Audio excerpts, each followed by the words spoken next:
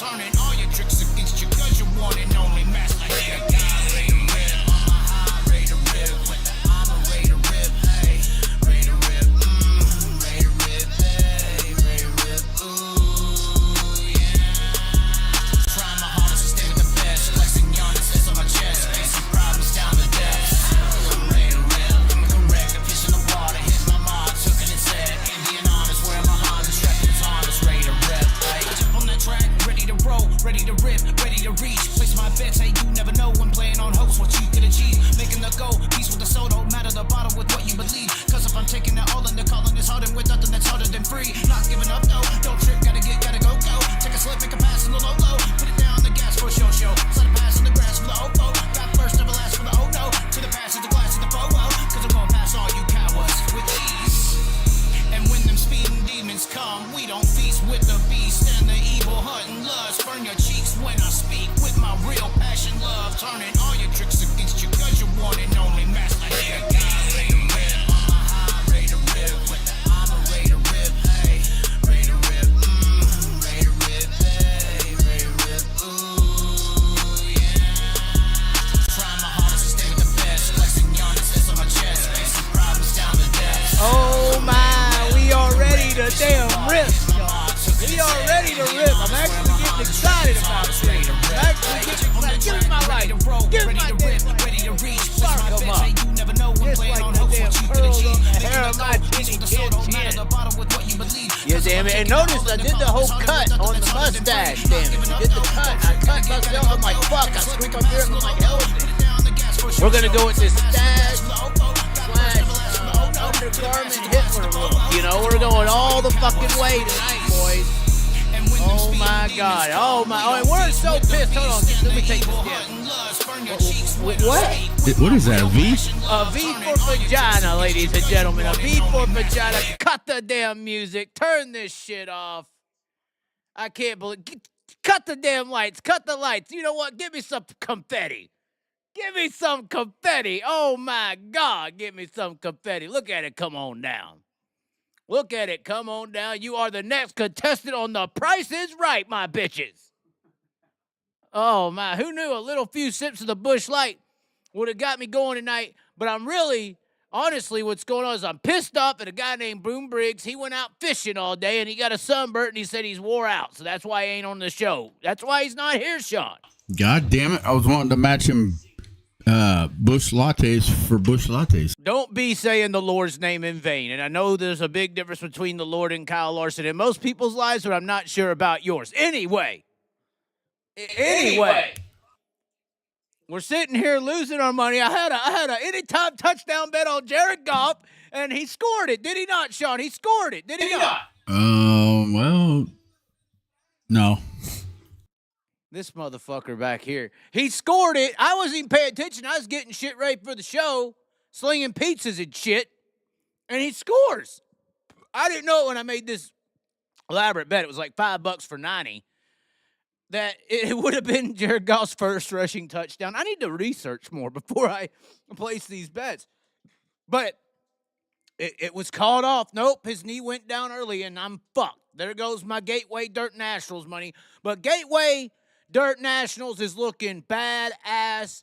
The racetrack we saw tonight, we're going to get into that conversation. We're going to get into talking about those topics later on in the show. But first of all, we have to do something that happened today, ladies and gentlemen. And I have a very scary experience that has happened. We are, of course, in Knoxville, Iowa. We are what, Sean? Like 2-3 minute walk from the damn Hall of Fame? Yeah. 2-3 minute walk from the Hall of Fame. And obviously the Chaz is loved and hated in Knoxville. I can go to Walmart and have 2 or 3 girls hit on me, or I can go to Walmart and just be walking down the aisle, and all of a sudden a damn Larson hat comes flying across my face because somebody's throwing some shit at me, or a Brian Brown fan or something's mad at me for some damn reason. I don't know what it is. Dane Lasowski, the dude, these nutsacks. But what I'm saying is we had an invite today to go to a place called Corigliano's. It's not Corigliano's, it's Corigliano's, and we got an invite. It's right across the street from Knoxville. There's a picture of the place. There's the night lights. It's right next to the dingus, and we got hit up by Andy. Oh, look at this masterpiece inside. This place is amazing. Corigliano's Pizzeria in Knoxville, Iowa, and he's like, we got to give you the Kevin Fry, Trone, Roger Rager special Nitro pizza to light a fire up under my ass. They want me to be in the toilet all night for the bad things I be saying about Brian Brown. And they said, here, come over here, pick this damn pizza up. Corigliano's Pizzeria, Knoxville, Iowa. We're going to give you the Nitro pizza. This is that E-Special, half veggie, half meat, and we are taste testing this shit here tonight, ladies and gentlemen. It is happening right now. Where's the damn pizza at, Sean? Where's it at? Show me the damn pizza. Now I do have a little bit of a backstory. I walk into this place. I don't really know this Andy guy. He knew Sean. He noticed Sean, surprisingly. I mean, Sean's so popular. I didn't know it. Probably knew about, probably Connie and the Torpedoes is what was more famous on the situation. That's how he even knew who Sean was. The Torpedoes was coming after him. But not the Carson Macedo kind, but the other Torpedoes, the ones that are locked and loaded. But I come into this Corigliano's. It's not Corigliano's, you dumb idiots. It's Corigliano's, and I felt like I instantly was in the mafia, Sean. I felt like I had instantly transitioned to Mama's Pizza over there in Wellsville, Pennsylvania. Over there, I thought Ron was gonna pop out somewhere. I thought I was in the real mafia, but it was the Children of the Corn mafia. I come walking in, they're all just sitting at the table like a damn Sopranos episode. Like, what the hell's going on? I look off to the side, and just like mafias, they got just some girl laid out on a couple chairs off to the side, and it's like, what did I just walk into? Have you ever went into Corigliano's and had this happen, Sean? No, I haven't. See, they were setting me up. These are Brian Brown fans, I think. This Nitro may have some other stuff in it, If I'm not here tomorrow, blame Brian Brown. That's all I'm saying. But it was mafia scene. Sopranos are like, hey, you want to try the pizza? And the girl's off to the side. She's being quiet. Like in the mafia, the girls are always decently attractive and they're quiet, just laying on a couple chairs. I mean, laid out. It wasn't like she was standing behind the counter. She was laying down across this table thing off to the side. It was weird. It was like a scene. And I'm like, who is this girl? Or who is that? Or what's going on here? And they're like, we're just here to give you this Nitro fucking pizza. Okay, Kevin fried, everybody loves it. Roger Rager needed something spicy, and we hear you like it spicy, Chaz. And there was a lot of things that happened there after that occurred. I'm not going to talk about it. Obviously, if I talk about it, I won't be able to talk no more. We watched the video, what happened to the healthcare guy. I'm not trying to be in that situation, okay? So we have the Nitro pizza. We're going to move forward from the unknown story. And this is the look here, Sean. Oh my! And this apparently it's got methanol in it or something. So it's supposed to be very spicy. They have some garlic dips they gave us, some ranch dips. I did my own little mix of some garlic and some ranch. It looks very good. It does look very good. You have the meat side, and I got the meatless side. So it's me and Sean's time to try the Nitro pizza from Corigliano's. Sean, are you gonna get? I mean, it does look like it's got something going on here, ladies and gentlemen. It's just like the chick on the chair. She's got something going on. I don't know what's wrong, but something's happening here. I was scared. I was frightful. So we got us a nice little look here. In-house made crust, in-house made sauce. They apparently churn up the cheese every day. Corigliano's, Knoxville, Iowa. The Nitro pizza, and he's already into it. We might as well give it a go. Let's see what the hell happens here.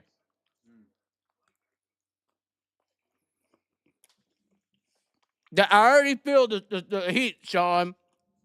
Do you feel the heat? It's very good. Oh my! I didn't know that. I didn't know that was going to happen. I'm usually good with spicy stuff. What?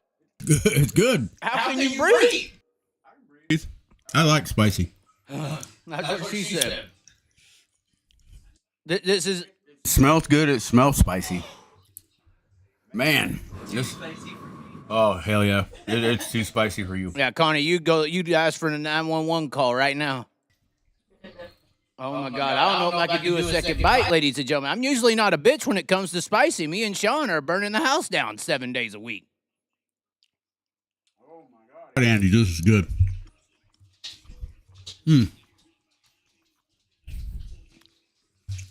I'm trying to make it through. I'm starting to see why they call it Nitro Pizza. And I've done a lot of spicy tastings in my day. It's definitely in the sauce. There's a little look into the inner workings of the sauce they got on here. You can tell I'm getting red. I mean, look at that. This is not funny. Why y'all laughing at me? You are getting red. It's not cool, bro. I'm looking at the camera. I'm like, do I really look that red?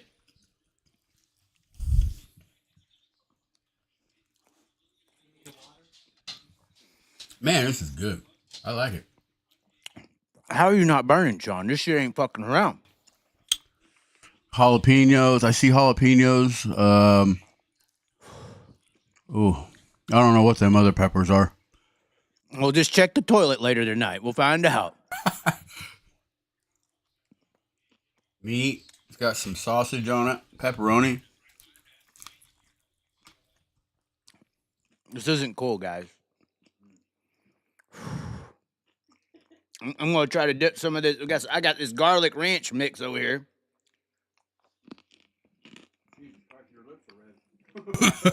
What? Your lips are red. Are they burning?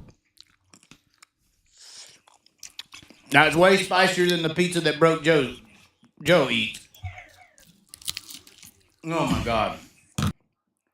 I didn't finish it. A little piece of jalapeno fell off. Let's see what we got here. Those are some fresh jalapenos, I think, Sean. Mm-hmm. Go ahead and give that dog one of those jalapenos so that dog can quiet down. That's what we need to do.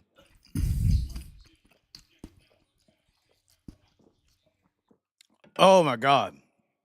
It's one of those things, Sean. It's kind of like a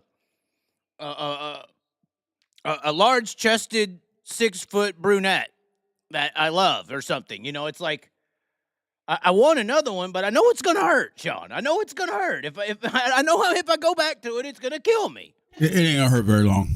Oh well, yeah, about 3 months. You know. Oh. I love it.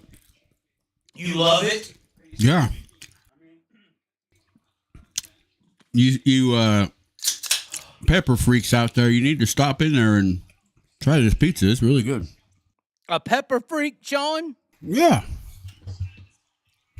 Hot and spicy. I wonder what later tonight's going to feel like hot and spicy. Is this going to clear out the bowels? Is this how we defeat colon cancer? Clear it out?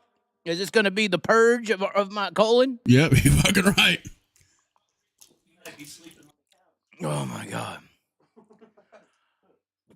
I kind of want another one, but I kind of don't, Sean. I kind of don't.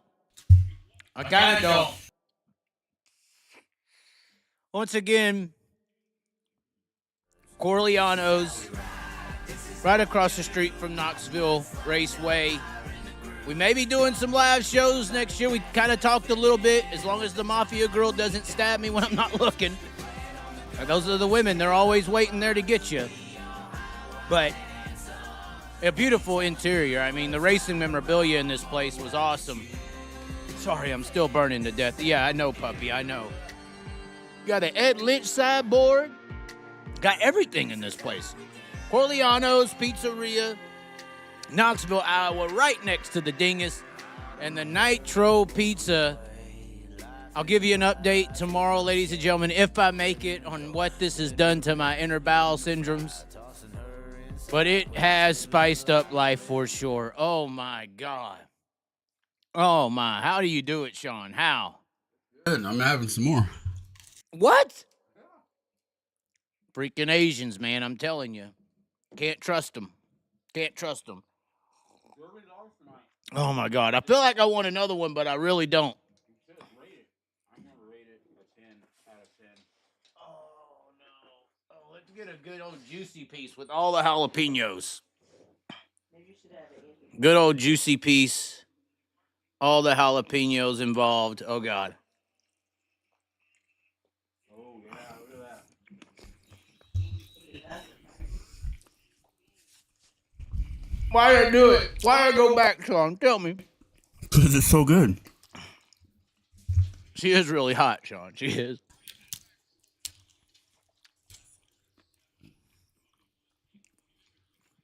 At least to me. I'm not talking about the Corigliano person. Oh, God. You need some ice cream? I need some garlic ranch dip. That's what I need. Oh, my.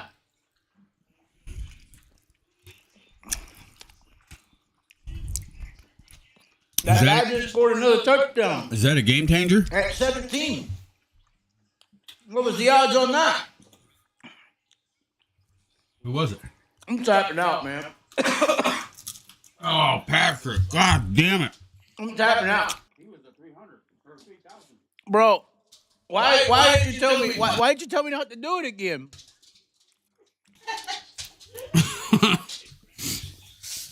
It isn't funny, man. My damn optician glasses are fogging the fuck up right now.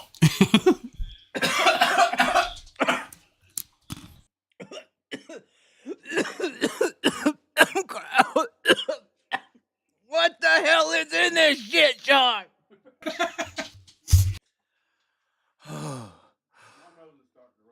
So, What? so my nose is starting to run. Oh my God. Oh. Oh.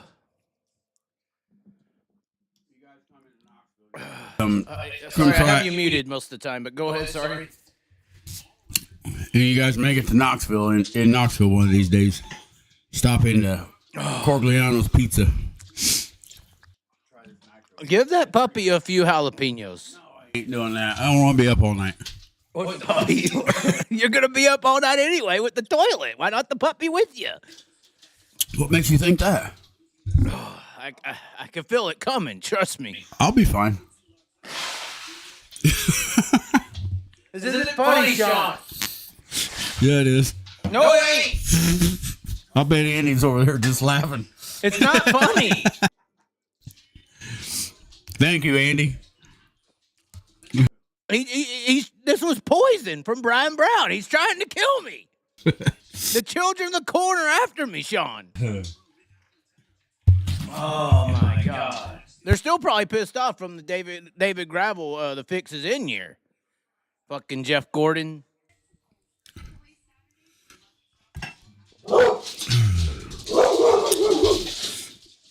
Oh, my God. Oh, no, ladies and gentlemen. We got to check the comment section on that one.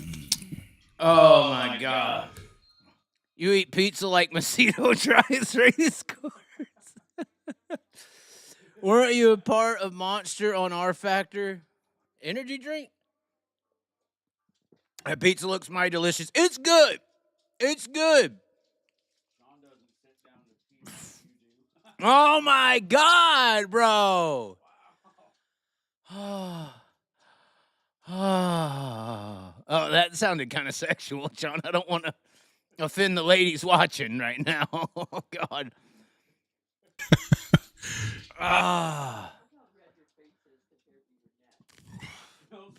Oh, my God, it is. Right there. What? So, Leonardo Marco? I'm gonna tap. Smells like deportation right there. If you eat that and survive, you are Mexican. I'm far from Mexican. Oh, my goodness. Oh, my God. Where's the white women at? Oh, I need the white woman to come save me. Ashley, come here. Hurry. Oh, wait. I can't be saying that out loud. What? Oh my! Do we break the news on the show for everybody? What did I just hear? Nothing. It's just like the pizza. I want more of it, but if I go back, it's just gonna hurt me, Sean. I don't want another bite, but I do. Wow. What did Fox Racing just say? Chaz, eat hot pizza or taking it up the globe. Wow, that's a white woman topic. Oh my God.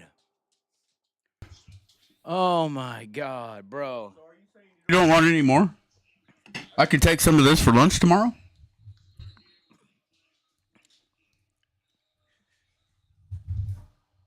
I heard the pizza say it's not going to do the same thing it did last time, Sean. It's promising me that it won't hurt me. It's promising me it won't hurt me again, Sean. Do I trust it? It's already burnt me like 3 times. You're eating some more? A third time is a charm. I mean, it's covered with all the wrong signs, Sean. Oh, my God. Come on, you wimp. There you go. Come on.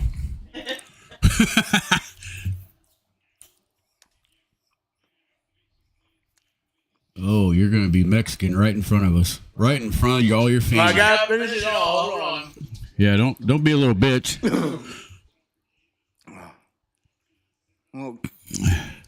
Ring of fire. Whoa. Oh, yeah.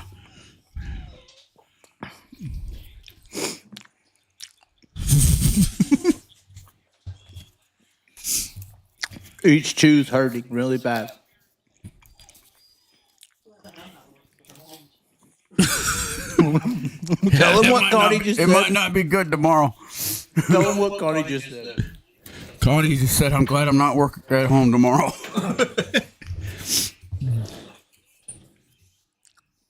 There might be some bad odors. Got to make sure we get this little jalapeno that fell out. Get it all. That hurt. That hurt so bad. Ice cream, don't we? I don't want no damn ice cream. Get off. I just want love, Sean.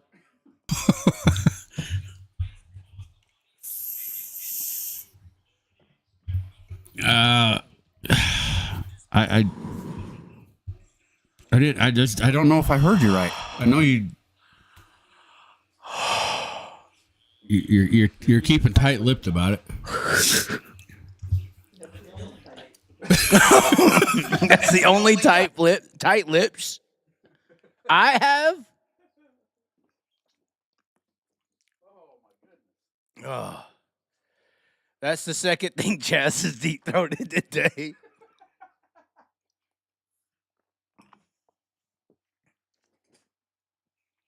We do have our Bitcoin Racing t-shirt on, by the way. Of course, Bitcoin became very popular here recently now that it made more money, even though it had already made bigger money. Bitcoin Racing Team, of course, Buckeye Bitcoin, sprint car fan who owns a lot of Bitcoin, is going to be on the show coming up soon. He said, hold on, let me get the actual message here. He said, literally, when I get back from my Abu Dhabi trip, I'll do live. So they're going to Abu Dhabi if you have Bitcoin, apparently.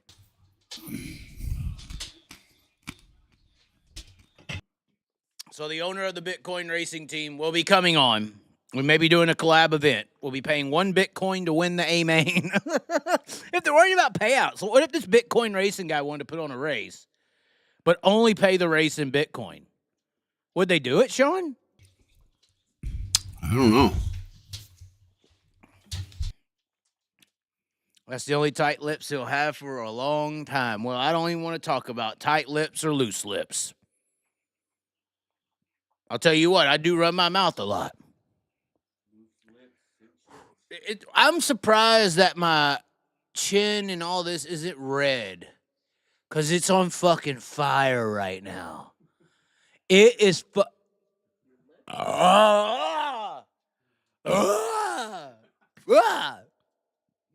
It's killing me. It's killing me, and it's all that pizza's fault. It's all that pizza's fault. I should have never listened to the pizza. Never listened to the pizza. Pizza's always going to say, I love you. It's never going to change. God dang, Sean, how are you surviving over there? You ain't even drank anything. I can handle it. Some very good stuff.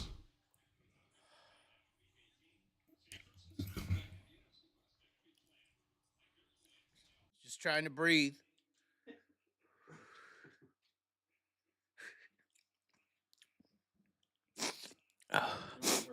It'll only hurt for a little bit. That's what she says. Get over it, move on.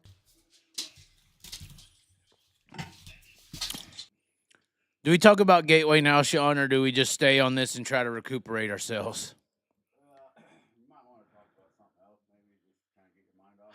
I can't fucking function right now. We're 30 minutes into this fucking show, and I can't breathe, Sean. You'll be fine. I think you can call Andy up. Good thing she's not the director. I wonder if Andy would call. If he wants to call, I mean, the lines are open. We could get him on the line. Does he want to answer or not is the question. That would be a good call, though. I should call his ass. Hold on. Let's see if he'll answer. We could do it somewhat. We could do it ghetto-ish. Let's see. We'll call his ass right now. I want to know what the fuck he put in this. Did Brian Brown put him up to this shit? I want to know what he's done to me. Hold on. We got him on speakerphone right here.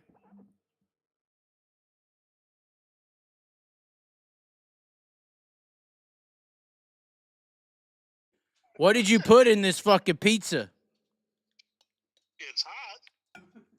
Yeah, I know. You had the girl on the fucking chair just laying down. I get it. She was hot. But what I'm saying is, what did you put in the pizza? Hot peppers.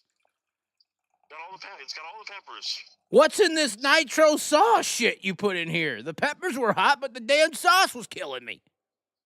Got Tabasco, red pepper flakes, like cayenne. What the fuck did you just say? Did you put Lucifer's fucking ball sack in there too? I'm telling you, man. I've had people that tell me all the time, "Oh, I eat hot stuff all the time." And they fucking yell at me. And next time they see me, they get mad. It's like, man, it's like you were warned. I loved it, Andy. That's why I made it separate.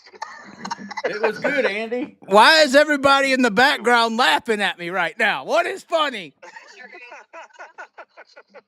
Your mafia girl's going to hell. I'll tell you what, the girl sitting on the chairs over there laying down like a mafia suicidal lady, she's going to hell, Andy. She's going to hell. So hang on a second here. Oh, no. What? You're going to hell. Yes. You're the I am mafia surely- king. So are you the mafia king of Knoxville is what I want to know. Are you undercover mafia? What's going on? He said, "Are we undercover or mafia?" No. You. No, they're not in it. You are. You're the one. Oh yeah. Well, if you're part of the mafia, the first rule about that is you can't tell. Care guy. Like the healthcare guy. Yep. Just like the healthcare guy. I understand how this goes. What did he put in this fucking sauce? What did y'all do to me? Did Brian Brown put y'all up to this? No. You're We're sure? not on speed dial with Brian. Oh, with Brian. Oh, first name basis over here, Sean. First name basis. She called him Brian. Do you call? Brownie now. Oh, okay, Brownie. Brownie. Yeah, I got a brownie for you. It's fucking red and it's gonna be squirting out fucking Tabasco later at 3 a.m. I got a brownie spot. What in the I heck? thought you were talking about a weed brownie or something exciting. Oh my God, these fucking stoners of society, I swear, ladies and gentlemen. Oh my God. I'm over here slobbering on myself. I can't even speak, basically, and y'all have done this to me. What is it? What's in here? What is it? Tell me the secret sauce. It's just really hot. It's got all the hot peppers, all the sauces of the hot peppers. He said Tabasco and cayenne pepper. Yeah, that's on the crust sauce before we put the hot peppers on it. Oh, well, beautiful. Beautiful. Yes. the red Oh pepper flakes my were on the God. crust. I don't know. I mean, I've had scorpion pepper venom sauce before. This is harsher. I mean, Yeah, you know what's funny? We've actually put some of that scorpion pepper sauce on that nitro before. Like, we used to have some of it. it But it's all fucking, gone now. it almost killed me in Bristol, Tennessee. I had to sign a waiver to eat the scorpion pepper venom hot wings. We should make people sign a waiver when they order that pizza, too. No, I didn't sign a waiver, and that way I can sue you now, bitches. We're going to the dome by suing Porky out. Hell yeah, we got our income. Oh, damn. We're gonna sue them. Yes, this is how we make it big. Okay. Come on, I'm joking. God dang it. I don't want the mafia girl mad at me. I'll wake up with a knife in the back. Sorry for people if they're assholes. What did he just call me an asshole? No, he said we don't want your assholes falling off. We feel bad when we're making that. We're like, assholes gonna fall off. Yeah, we feel bad when we're making it because we know assholes are about to fall off after they eat it and shit it out. Okay, there's no other way to react to that, right? Yeah. No, he's gotta tell him that pizza was made for Rager. Yeah, he said the pizza was made for Rager. Rager request. So this is why. This is why he sent it towards my direction. Okay. He's an undercover larcenite, just like Sean. That's why they're buddies. There you go. Oh my. All right. You got the mafia on all sides. Maybe. Inside and out. You put the mafia within my body, and I'm going to be squirting it out later at 3 a.m. when I wake up with the bubbly guts. I was going to tell him Macedo sent me some special seasoning from California. The mafia and the cartel always had a good relationship, buddy. Like I said, man, it's like something I made. I mean, I used to make that thing before we come down to Knoxville. Like, we used to make it in Des Moines. We were across from Lincoln High School. And the football players kind of got into that deal where they wanted to eat that thing. And it was like, man, the coach is going to kill us, you know? It's like, those guys are going to be playing football. They're going to be all messed up, you know? Yeah, I mean, I have to agree with them, obviously. It got to be a challenge, you know, when they were eating it and all that stuff. It got to be a little bit of a challenge. They were like, yeah, you know. Yeah. I was like, man, it's Friday night. The coach is going to kill me. More going to yell at me because this player's going to be in the shit house, you know. Well, if they're playing for Iowa or anything that matters, it don't even matter. They don't know how to throw the ball. If you're not the running back, it's okay, you know. I mean. Well, maybe they put a little pep in their step. I don't know. Can you pep in the step Yeah. of beer? You need one? Yes. I'm over here dying. I'm like 3 beers in, trying to kill myself over here. I have to know, what is your last name for the people listening? Coriglianos. So you are part of this, I guess you could call it your own little personal empire, correct? You're like the guy. Yeah. Who started it? Now we're having a full-blown episode now. Who started? No, don't ham me, all right? That's something that fucking Kevin Fry does with John Trone in the back room when no one's looking. So I'm just kidding. But what did where did this all start? How long have y'all been there? You're right next to the dingus. Obviously, your interior is so amazing with sprint car and racing memorabilia. You're young enough. I have a feeling that you're not the starter of this, are you? Are you the first generation of this business or second? First, because my dad and my uncle had a body shop in Des Moines. It was CNC Automotive, and they were friends with a lot of the racers. Did a lot of work for, like, you know, Fred Kane, Trossel, Leonard McCarl. I mean, he painted a lot of Leonard's cars and Fred's cars, and we were always kind of around those guys, the guys that drove. So, I mean, we've kind of I've been on the racing stuff all my life. So that kind of was like from the body shop. Then, like, we had some reason I think I went to an overnight in high school with a girlfriend. They had a fun center, like a arcade, like in Des Moines, called Farley's. And we went to that, and we come back from that night. I told my dad, I was like, man, I said they had video games, they had pizza, they had all kinds of stuff. I was like, we got to do something like that. So we ended up opening an arcade over on Southwest 9th in Des Moines, up the street from Lincoln High School. So we ended up actually starting pizza there. And that was probably I think it was about 95 or 96. And then it just kind of went south with the partner we had and stuff. So I went to college, and then I had people kept asking me if I had the recipe for that pizza, and they wanted to make it and that kind of stuff. So I ended up coming back to Des Moines. We ended up opening a restaurant up. So that's where it started from. Then with the restaurant, kind of still being around the races and all that stuff, still being around. Yeah, what year was that? What year was that? That would be my question. Is what year was this? We started the restaurant. We started the restaurant in Des Moines, like the official restaurant was started in '99, but like the arcade was '96, or '95 or '96.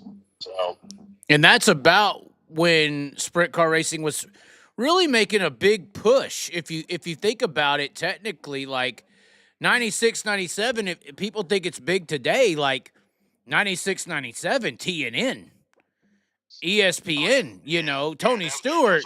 Jeff Gordon, I mean, racing was, I would say, sprint car racing as far as societally based was at least 3 to 4 times bigger than it is right now, as far as like regular people.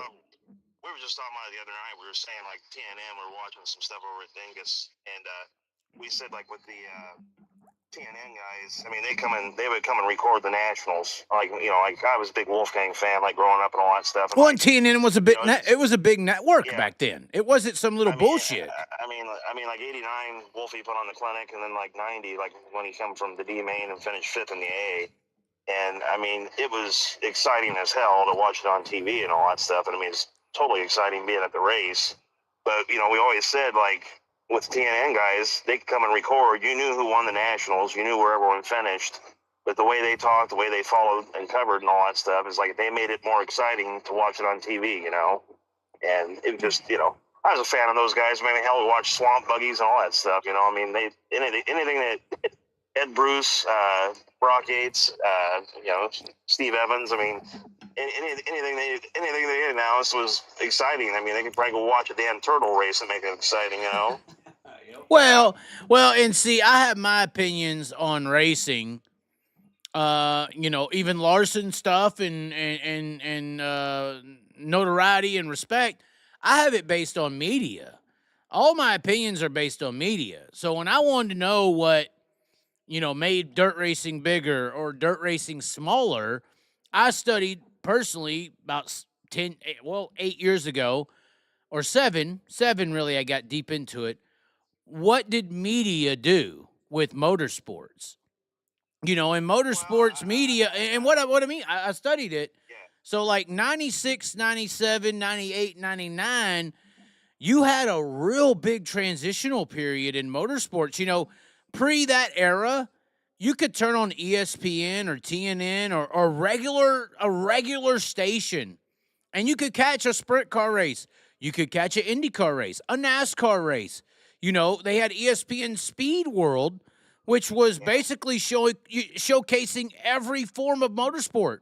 And really, the era you're talking about was kind of this pre-NASCAR, and I hate to say it, NASCAR dominant era. Prior to this era, 96, 97 is when the IndyCar split happened. IndyCars used to be the number one. This NASCAR shit. Go ahead. That was rough, but I was always like the Indy 500 was the Indy 500 for me. I mean, that's basically all I watched. I never watched the road courses and all that stuff. I just wanted to watch the Indy tradition, all that stuff. And right. Then, the dirt cars back in the day, that kind of, if you were good in the dirt car, you race the sprint car, you race the champ car, you work your way into the Indy side. You got to ride at Indy. And right. I mean, we were friends with Roger Rager, all those guys who would tell us stories about that stuff and what you had to do and the innovation and all that stuff. So I mean, there was a lot of tradition, and then it just kind of Indy kind of took a different turn, when they did that deal. But then the IRL came back. And it was kind of was like the old school type thing, everyone was equal, but yet, it was still Indy, I mean, they did split. Well, and I always joke, The split you're talking about, kart, and that's how big American kart racing, the brand kart, was huge. Nigel, man, and people like to float about F1 today. I try to talk to people about how big kart actually was back then, but before the IRL split. And I think it was 1992 or 93, Nigel Mansell, the Formula One champion, left Formula One and came to kart because America was kind of like this entertainment capital of the world. Everybody watched what we did. This was kind of the Days of Thunder era. This was the the eras of just breeding television and movie stars. This was the Tom Cruise coming up era, Top Gun and Days of Thunder. All these things were so influential worldwide. And you had people coming here. They didn't give the F1 champion left Formula One to come race kart. And I think honestly at that point, the world powers said, fuck you, this ain't happening no more. And I think that F1, and there's people who agree with this. Jacques Villeneuve, I pulled up an article before. Jacques Villeneuve believes that F1 colluded with NASCAR and Indianapolis Motor Speedway to create the IRL, to split up the IndyCar scene, to also rise the NASCAR scene, because international fans would not be fans of stock car racing because it didn't look anything like a F1 car. A kart vehicle looked very similar, so they could crossbreed a fan base in that element. And their drivers, a Nigel Mansell could come to America and and he contended, he won the championship in an Indy car and take the fans from F1 and bring them to America. And Jacques Villeneuve and a bunch of people believe that F1 was very constructive in splitting up the IndyCar scene as well as rising the NASCAR scene, because if NASCAR became the dominant motorsports of America, the international fans were protected because they could never associate or relate to NASCAR motorsport racing because it's a stock car, Well, look at your first big star. I mean, like the Stewarts, Gordon. They were the first ones to get kind of snagged out of the sprint cars and the midgets and the. That was because of the split, yes. Yep, they kind of got snagged out of that. So I mean, that just kind of opens up the whole pool, of what went on and all that stuff. Because you used to have your stock car, you used to have your race car, your sprint cars, your drag cars, all that stuff. Everyone was kind of separate and all that stuff. And then those guys did it, and it's kind of like, it's like Larson. I mean, hell, anything you can drive it, Right. And well, it's just. Well, I mean, the only issue, it's like Coach Trickle said in Days of Thunder. He wanted to go to Indy, but he wasn't an unser or bringing a big sponsor or an Andretti. So he had to go to NASCAR to make a name for himself, and that was very similar to Jeff Gordon. Yeah, and I think, because, I mean, you basically, boil everything down and all that stuff. That's basically the story of I can't remember what Tim Richmond basically is what that story was. Well, but Tim Richmond did run Indy cars. He did drive sprint cars. He did everything. Yeah, he did everything. I think the Coach Trickle's.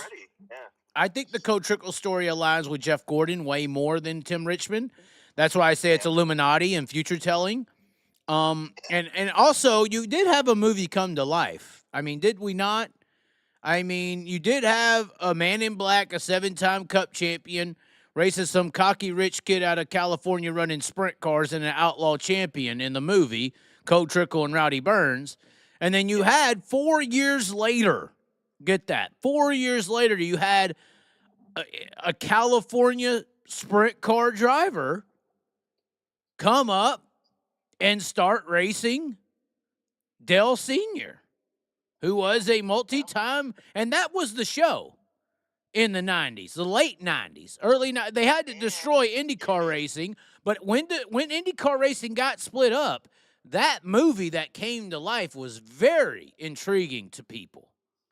But I always remember, the rivalry and all that stuff. They really did the rivalry up, they hated each other, and it was the rivalry, the young guy, the old gun, And then I remember talking to Bob Trossel one night, and Bob Trossel laughed. He said, "Oh hell," he said, "those guys are friends. It's basically an act, I mean, they were competitive and all that stuff. I mean, hell, they were friends, you know. Right, just I mean, like those guys all respect each other. I think to a certain extent, you know. It's like, but I mean, it adds to it. I mean, it's like Ford and Chevy, you know. I mean, you gotta have a rivalry to make it exciting, you know. well, and here's my only issue with Jeff Gordon and that rivalry that made NASCAR so big is when this split happened. And we started this conversation with the 96, 97, 98, when you started your business and going.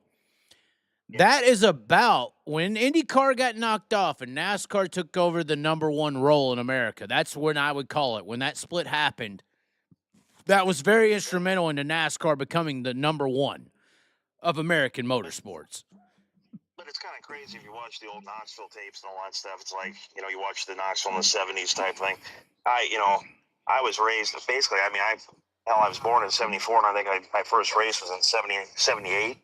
They brought me and my cousins to, you know, my dad, my uncle brought me and my cousins to take up extra seats and all that stuff to get a little more room for those guys because you get squeezed in at the Nationals. And even back then? Yeah, oh yeah. I mean, Knoxville had always been a pretty big deal and all that stuff. I mean, I think it was even bigger than it was now. Last year, actually, that crowd reminded me of like the old nostalgia. Nationals, you know? Yeah, and you know, there was a time before the Outlaws got real big and all that stuff. I mean, that, you know, all the big guns would be at Knoxville. You know, you'd have the Swindells come up, Tim Green, you know, Carson, all those guys. Gary Brazier from Australia, that piece of shit. Yeah. But everyone used to kind of hit Knoxville and all that stuff. That was the place to race, you know. I mean, everyone's got a Nationals now and all that stuff. But I mean, it's like that was the first one, you know. And we knew, you know, how we knew way back to Marion and all that stuff when they first started. I mean, you know, we knew Marion Robinson. How we had bought a building from him here in Des Moines, so we knew a lot from Marion, and he told us a lot of stories and stuff, and it was just kind of a historic deal, you know. Well, and that's just go ahead. Yeah, I was gonna say, I think your motorsports now. We were talking about all the names and all that stuff. That's the problem. A lot of places are having now. A lot of racing's having, because I mean, you got a lot of talent, you got a lot of good equipment and all that stuff. And this in here. Sorry, I'm driving down the road. It's fine. Do you have that mafia chick in the car? Yes, driving her back to Des Moines. Her car broke down. Oh, God. Yeah. She could have slept on the couch here. No, I'm just playing. Yeah. So, anyway, but, you know, with Indy, with NASCAR and everything, I mean, you're losing a lot of the big names that you grew up with, or we grew up with. You know, I mean, it's passing us on and all that stuff. And see, this is my problem with the NASCAR surge, because I'm a true believer, and I will say this from the beginning. Cole Trickle killed the sprint car star. And I could also say Jeff Gordon killed the sprint car star. Because prior to the Jeff Gordon era of sprint car racing, the biggest star in our sport was a sprint car driver. Late model racing don't have this problem. Our biggest drivers were Doug Wolfgang, Sammy Swindell, Steve Kinzer. They weren't fucking NASCAR stars. They didn't go and rent cars at 14 or whatever and go be a NASCAR star at 20, like Larson, like Bell, like Stewart, like Kane, like Ricky Stenhouse, all these guys, like Jeff Gordon, the originator, or Cole Trickle. Our stardom was stolen, in my opinion, in this era. And ever since that happened, our Doug Wolfgangs, our Kinzers of this era, not that era, but our Kinzers, our Swindells, our Wolfgangs, which you could say is David Gravel, our Schatzes, our whatever name you want to name that's in sprint car racing, is a second-tier star to the Cole Trickle, to the Tony Stewart, to the Jeff Gordon, to the Kyle Larson. You know, it kills our drivers' fame. You know, and I think that's very important for the sprint car fan base to recognize that, yeah, you can like these guys, but why are we not like late model racing? You know, I think the biggest problem is with racing anymore that you have to deal with is, I mean, like, I grew up in Des Moines, south side of Des Moines, and I mean, you had whoa, hold on, Polk County? Yeah. Polk County? You talking about Al Bundy and Polk High School scoring 4 touchdowns in one game? Well, no. But anyway. I'm just fucking I'm with just- you. Polk I'm County, just- yeah, I know. The just- ghetto. You're from the ghetto. I hear you. You're from the ghetto. Not really, but I mean, it was just Little Italy, basically, was where we lived. But anyway, like, when you grew up and all that stuff, I mean, you rode bikes, you played baseball, you did a lot of stuff, you know, but there was always racing. So, I mean, that was a big thing for, you know, our family was to go down to the races and all that stuff, you know. Now you have a lot of things that, you know, you have a lot of things against you. You got softball, you got dance, you got, you know, all kinds of things going on, all kinds of activities going on, all that stuff that you have to compete against, you know. So that's part of the problem, you know, because, I mean, back in the day, there was just a few things going on, you know. You didn't have all this stuff. Plus, you didn't have social media, you know. So it's like you just kind of had your own little base, you know. But you also had TV telling you who to like and who not to like. Oh, yeah. I mean, well, you know, I mean, look how many sprint car races you can pull up on YouTube that were like from back in the day you didn't even know they had videotape of, you know. Well, but also from back in the day, how many sprint car races were fairly represented on national syndicates? You know, and that's my issue with them. And this is my argument, really, when NASCAR took over. I'm not trying to make this a NASCAR bashing session, but they kind of deserve it, in my opinion. Prior to the NASCAR takeover, like I said earlier, ESPN Speed World used to showcase multiple forms of motorsport, you know, to the general public, okay? So back then, if a normal person saw NASCAR and they thought it was boring and dumb, well, ESPN Speed World showed them a sprint car race, showed them a swamp buggy race, showed them this style of racing or that style racing. I try to correlate it to a menu. I know this is weird for you and your pizzeria, but I relate it to a menu for the regular American, the 350 million people we're trying to reach, right? So I relate it to a menu. Back then, if a person didn't like NASCAR, if they didn't like hamburgers, for instance, well, they could like the pizza of the sprint car, or they could like the sub sandwich of the swamp buggy. Whereas in today's society, they're only fed NASCAR. And if they don't like NASCAR, they don't like racing. They judge the entire sport based on what they're fed. Right. I think that destroys our potential fan base for motorsports because motorsports is not as fairly represented as it was back then. So basically, it's like a restaurant. You walk into the restaurant of racing in America as a regular person, and if you don't like NASCAR's cheeseburger, you walk the fuck out because there's nothing else to eat. You're not shown any other options to ingest as a viewer. I think the biggest thing too is, I mean, NASCAR, the reason it's so big is, I mean, they can pump some money into it, which, I mean, like Stewart found out. Well, not that he found out. I mean, he knew, but he went and was able to compete and all that stuff to get in the drag racing and all that stuff. I never knew how much money was in drag racing. Yeah. You know, and you know, I mean, I think he loves that. I mean, it's a good sport. I mean, I was really good. Well, I mean, how badass is fucking 15,000 horsepower in your nutsack? I mean, we can understand that, right? And I'm not just talking about Leah Pruitt. She looks like 15,000, maybe more. I mean, I'm just saying she's pretty hot. I'm just saying. But I mean, I knew Moats real good, and he just ran alcohol funny cars. But hell, he raced into his 70s, you know, and going to those national events and all that stuff. I mean, it was really something. I mean, you know, the races only last a couple seconds. But they work on them all day long. I mean, it's an event, you know, when you go to it. I mean, it's really cool, you know, to watch all that stuff. But, I mean, there's so much money in that, and there's so much money in NASCAR. And I don't know, I mean, there's some money in sprint car racing. I mean, there's money in everything, you know. And it's just, hold on. I don't know. So this is what I like to point out all the time. So NASCAR is can we not say that NASCAR, or can we agree? All right, thank you. Oh, God, you're letting the mafia woman out. Oh, God. The mafia woman's going, yes. See you tomorrow. You need to pat her down before you let her gotta- back into your you gotta get restaurant Brost ever on me. again. Pat her down. Pat her down. Can you get me one more? I'm not trying to be an asshole. Get me two. Hey, we're in the combo. Anyway, Go ahead, man.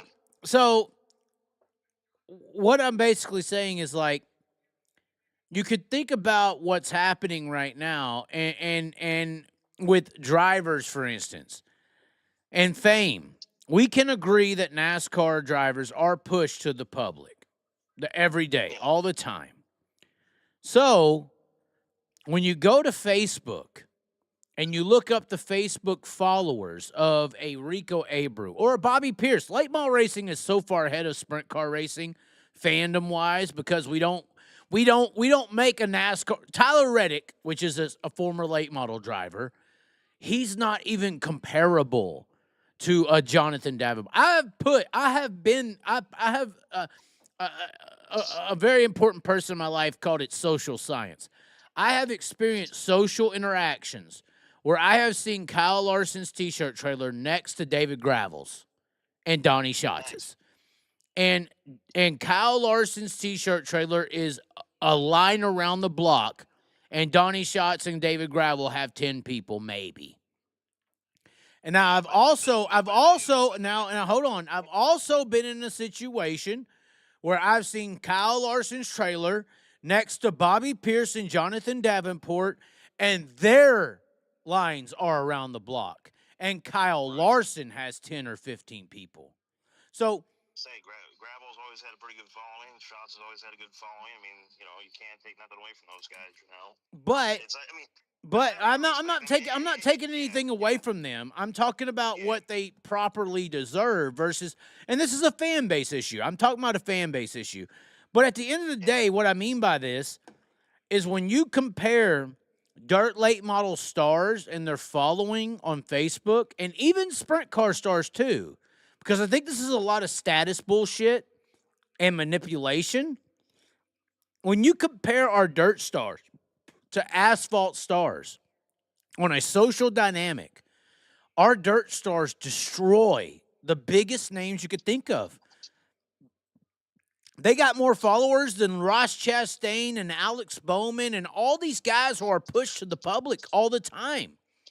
So what I mean by that is if dirt track racing got an ounce of the push nationally that NASCAR drivers got, we would take the industry of motorsports over.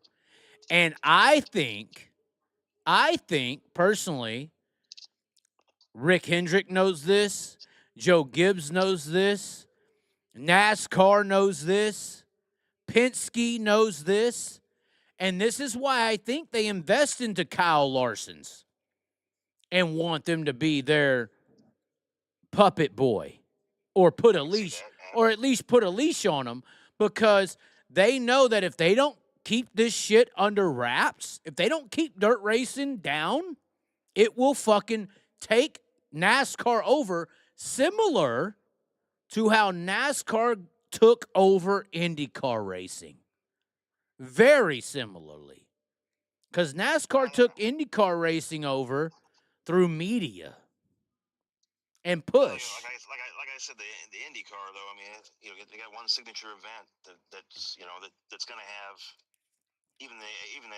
But kart racing was bigger than NASCAR. IndyCar racing on a weekly basis was bigger than them. They found a way to overtake them. But like me growing up and all that stuff, I mean, I was always a sprint car fan. Now, I was really good friends with Vern Most that had an alcohol funny car. Now, I was into the drag car scene. I have a drag car. I was into the drag racing, street racing, all that stuff. But I always loved Knoxville. I mean, I have to thank Kevin Fry for letting me be able to, hot lap his sprint car at Knoxville a couple times. That was awesome. You've actually been full speed at Knoxville in a sprint car. I wouldn't say full speed, but was able to. You threw the throttle down, is what you're saying. Yeah. On 900 on your nutsack is what I just. So it's it was. I mean, that's like a dream. I mean, it's one of those things that kind of let you know, hey, if I would have worked at this when I was younger, I could have did it. But Dad was around a lot of people that got hurt, and he didn't want me to get hurt. So that was a big thing with my dad. He didn't want me to do it. So if he wanted me to do it, we would have had it done. But it just didn't work out. But I've always been a fan.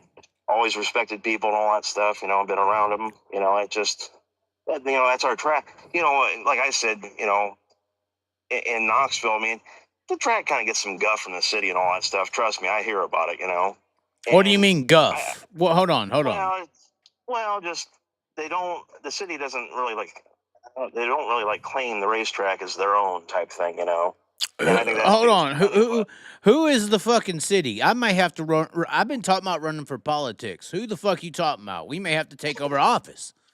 I'm just saying. I'm just saying. The city of Knoxville as a whole, like the residents and all that stuff. Not all of them are all race fans. They do not like the racing. Well, all I gotta do is run for mayor and say fucking eat shit and die, motherfucker. What are you talking about? Hold on. So I'll tell you, at the restaurant, it's kind of like a barometer because, during the summer you got your boaters at Red Rock, you got your campers, for boat Red Rock and racing. Yeah, I And understand. you got your race crowd and all that stuff, and they kind of scare away the residents. We have What residents are they scaring away? The meth heads running down the street?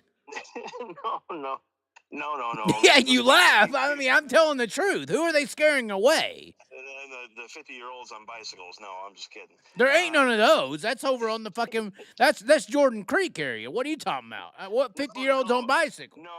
No, on the BMX bikes in Knoxville. Trust me, I see plenty of those. Oh yeah, there's plenty of those. They got a fucking, they stole the damn shopping cart from Walmart and they're carrying their house life savings on the backside of it. I've seen them. Yeah, exactly. But no, I'm talking about the residents. They'll come in and they'll be like, "Oh, we're not really race fans," So when there's no racing and all that stuff, they will come in. When there's racing, they stay away. When the Nationals come to town, they stay away. It's like, it's one of those things. Like, I always say it.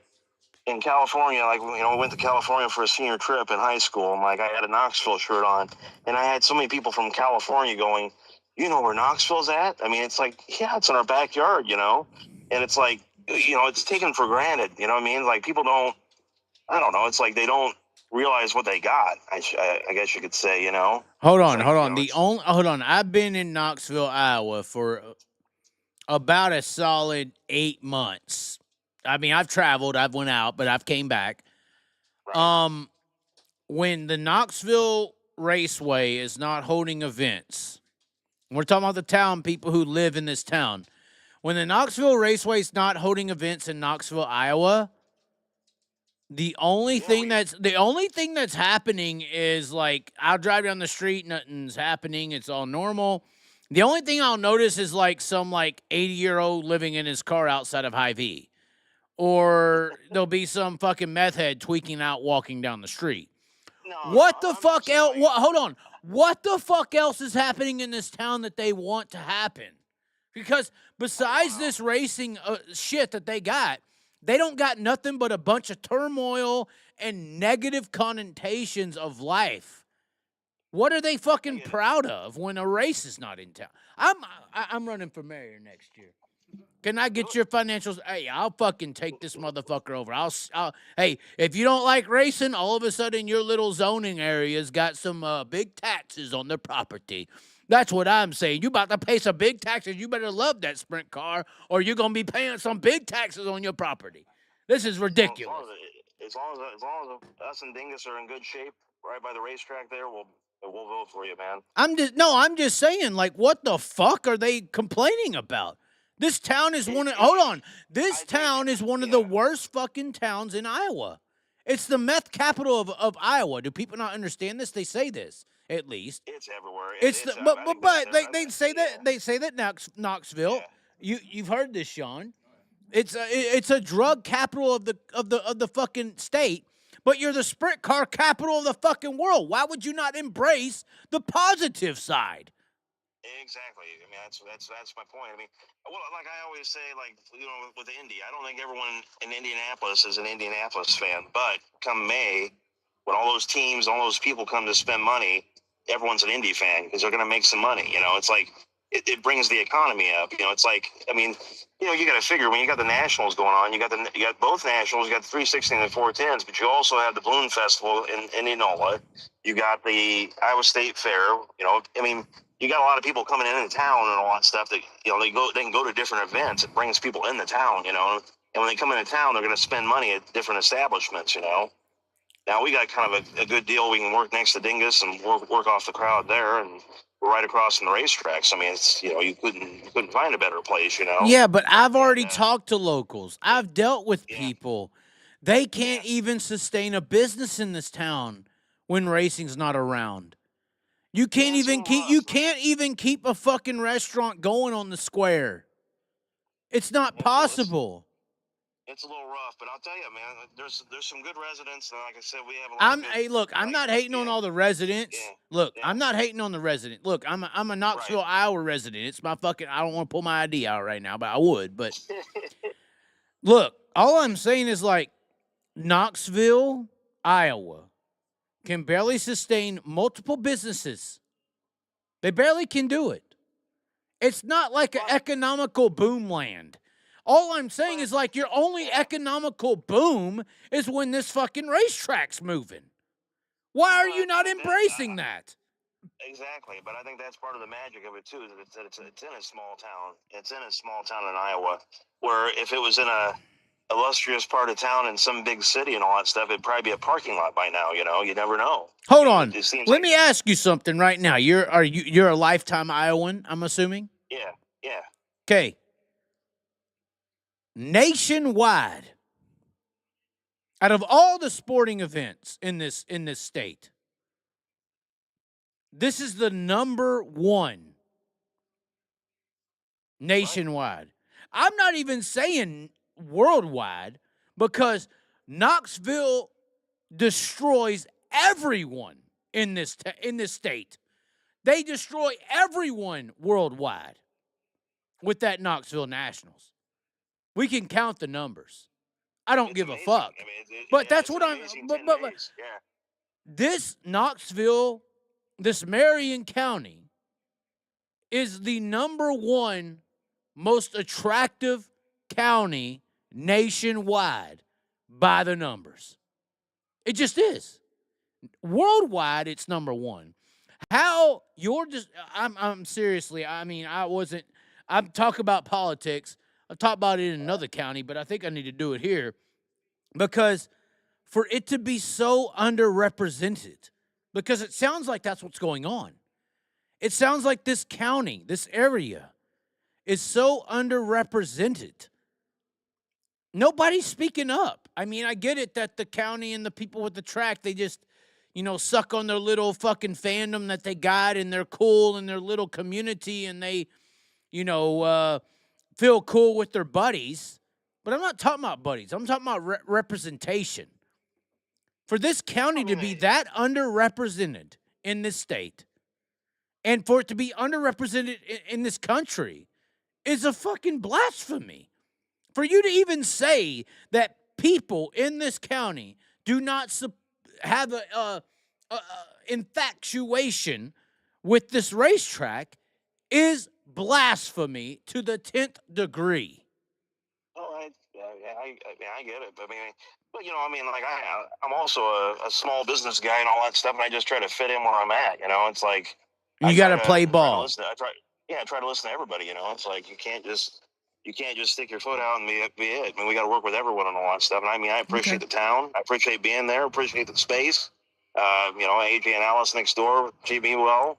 I totally appreciate the facility at Knoxville. I mean, bar none, one of the better racetracks in the country and all that stuff. And I mean, they put all that money back into it. I mean, they got it's you go. I mean, I went to a lot of racetracks. I did have a person just come in and tell me that Olwyn, I guess Fayette County is the meth capital of Iowa, so we can remove that from Knoxville, Marion County. I mean, see, there's a positive. we're second there, but we're number one in the fucking world as far as attraction. I just don't understand how it's not being embraced. I feel like I'm running for office now. This has to change. This is ridiculous. Honestly, the race itself, and like as far as like the crowd, I mean, I don't know if you could get any bigger, you know what I mean, without expanding grandstands and, putting more stuff up, I mean, No, look, you're looking at it small. I'm not talking about for just Knoxville Nationals. I'm talking about for weekly. Okay, so look, and this is back to the NASCAR and the manipulation of media. You can't take Max Verstappen, which some consider the greatest race car driver in the world. You cannot take Max Verstappen and put him in a 3.6 or 4.10 sprint car at a weekly Knoxville race he can't compete. Max, A couple of, yeah. hold on, I'm just saying, on a weekly 410 event, what the world perceives as the greatest race car driver to ever live currently, or to be living, he could not come to Knoxville. He could not come to Marion County and keep up with the talent that is on that racetrack. He couldn't. I think it was Jackie Stewart that was. Growing up, I always thought of Jackie Stewart, announcing at the Indy and all that stuff, and his voice would kind of drive you crazy and all. But do you know what stuff. I'm saying? I'm just talking about respect. But I'm saying, like, you didn't know who Jackie Stewart was and all that stuff. And I found out what a badass Jackie Stewart was driving and all that stuff. But then they told him at Ascot one time that they'd get him a suit and a helmet if he wanted to go out and hot lap the car. And he goes, "Oh, I forgot my suit." They were going to get him a suit, and they were going to get him a helmet. And then, it come down to it, and he says, "Well, I forgot me balls, too." He's like, he didn't want no part of a sprint car because he said that was one of the baddest animals on the planet. He didn't want no part of it. And that's a statement right there, So, now you got these guys that race, 3 or 4 nights a week and all that stuff. They're badasses, everything's so equal and all that stuff. And the money that's spent on those things, they, it's an attraction, And I get like I said, sprint cars. Hold on, sprint cars are relatively affordable, equated to Formula One and NASCAR and IndyCar. And this is why I get so passionate about this dirt track thing, because it is one of the biggest manipulated respect industries, motorsports, period. So what I mean by that is, like, when we watch football tonight, like we did, or I did, I don't know if you got to, you were saying you didn't get to really watch it, but I was making pizza. Yeah. So I know you were making my Nitro pizza. I'm going to pay for it in a couple hours in the toilet. But here's what I'm saying. You know how many people probably are going to send me some praises for that, Yeah, I know. Brian Brown's first one on the list. Here's what I'm saying. When we watch this football game, there's a system that is set up to guarantee people, society, that the football players on that fucking screen are the best football players in this country. Would you not agree? There's a high school. Yeah. There's a college. If you think you can throw the football better, step onto the field and throw it better. Uncle Rico, man. Right. I'm just saying. Throw over those mountains. I'm just saying. In basketball, high school, college, the best advance, the worst don't. Baseball. Well, here's what I'm saying. Racing is the only industry out there where the best do not advance. If you don't have the money, you don't move forward. Dallin Murdy's probably one of the best race car drivers in the world, but he can't get out of IMCA modifieds and stock cars because he don't have the money to go to NASCAR. The difference between your local Knoxville sprint car driver and the NASCAR driver on your screen, or Max Verstappen, is about $30 million. He might be able to throw that football or that race car better, but he didn't even have the money to be able to prove you differently. And see, media is so important in this because media is their job in motorsports is to manipulate people to believe that this guy is better than this guy. So that the Max Verstappen claim is very important in the point that I'm making here, is that people are, in motorsports, manipulated to believe that Max Verstappen is better than any guy down here playing flag football. I call sprint car racing, even the World of Outlaws, flag football, because society-wise, that's what it is.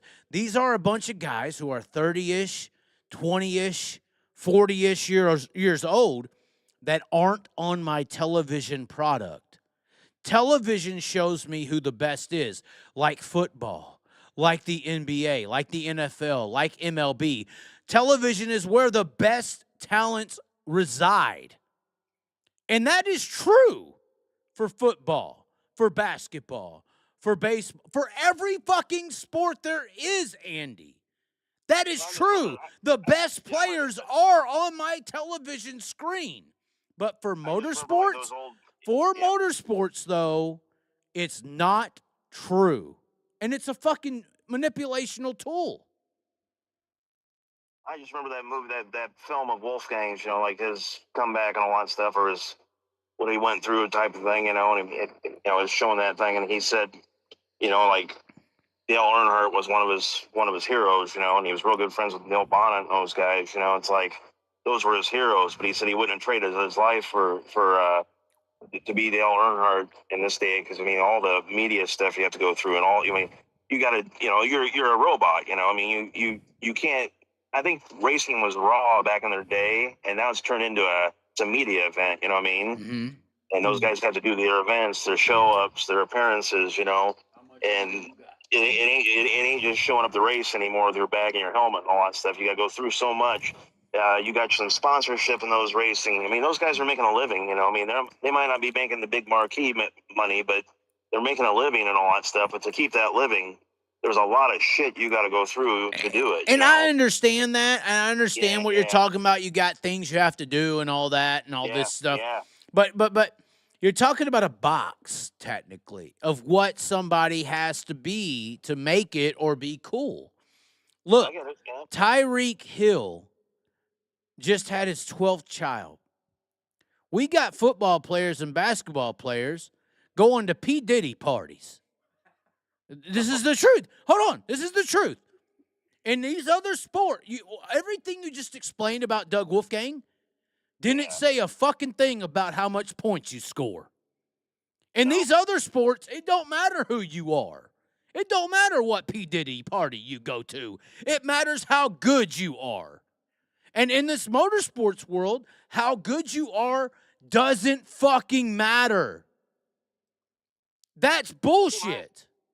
See, when I started going to the races and all that stuff, though, I was still, we would go with my dad and my uncle and the family and all that stuff, and still hearing stories about Opperman and Lloyd Beckman and, all getting all hit the in the old mouth racers with the and all that fucking stuff. rock and all that, the Jan Opperman getting his jaw broke, Yeah, it's like, and that's another thing. I don't know, who knows? Maybe I'm way out there and all that stuff. But I'm out there. I'm out there. You're not. I am. I'm one of those old school guys that I could watch. I'm a Vikings fan. I like to see the Vikings win the other day and all that stuff.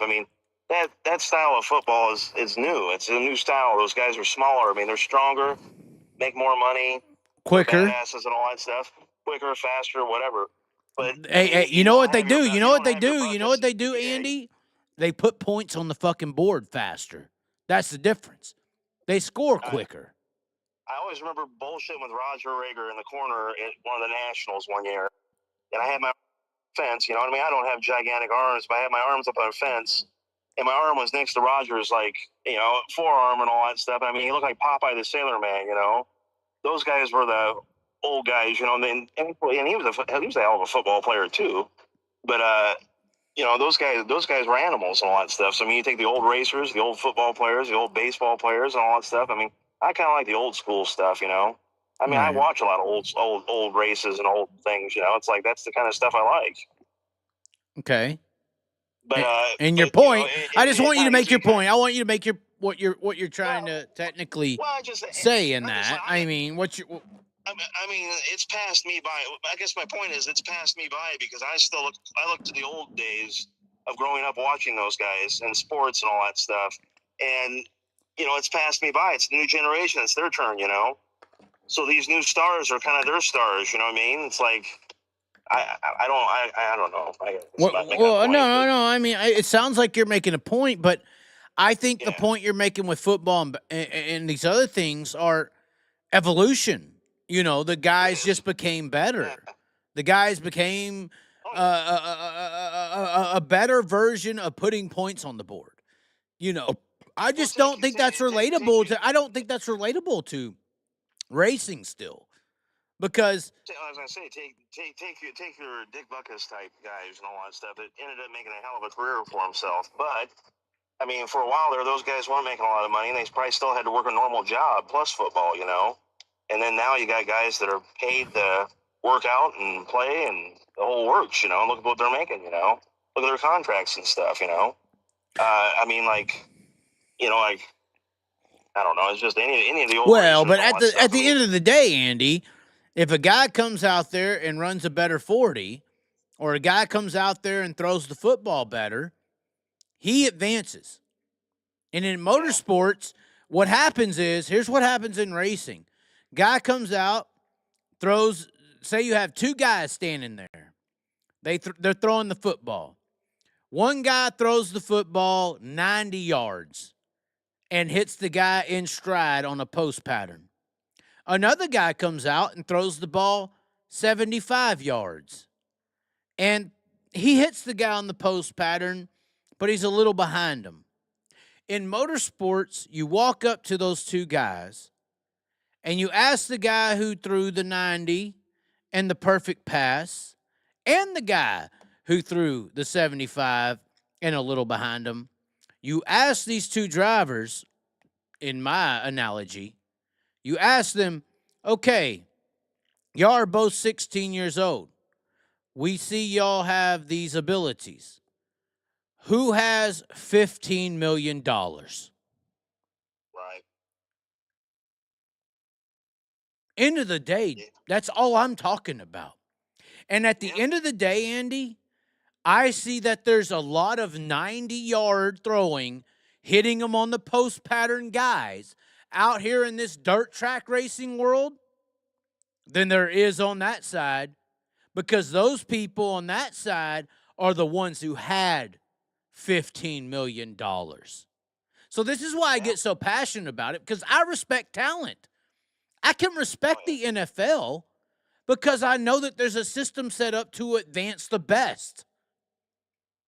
There ain't a scenario in the world of basketball or football where that 75-yarder behind the fucking post pattern advances. But there is that scenario in racing. That is the scenario. So this is why I get so I know I went on my own spill here, and you dropped off the mafia girl who's gonna kill me one day, but she already did with her Nitro pizza. Dropped out the mafia girl and had some jackass just about to try to run me off the road. Well, I mean, I'm not driving right now, Andy, so I don't know why you're calling me a jackass. No, I'm just playing. No. Someone just gave me I guess you'd call it a slider on Highway 14 there. Nice. Right. Well, and somebody just put in the comments, just like CJB, money talks. Yeah, and that's why I stand up against CJBs and these people who are renting rides out, and I point out the guys who ain't got the money but got the talent. You know, I mean, our sport's starting to slowly get infected by what I'm describing, Andy, and I think it's very important.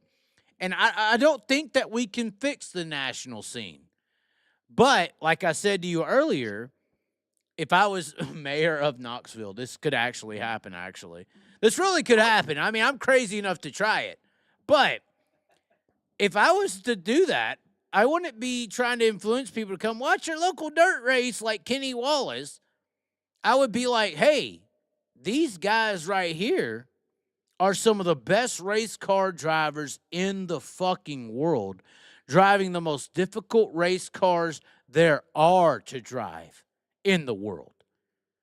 And if anybody thinks that you're better, Max Verstappen, come and beat them. The top 10 of NASCAR outside of Kyle Larson and Christopher Bell could not even finish top 10 at Knoxville in a weekly event.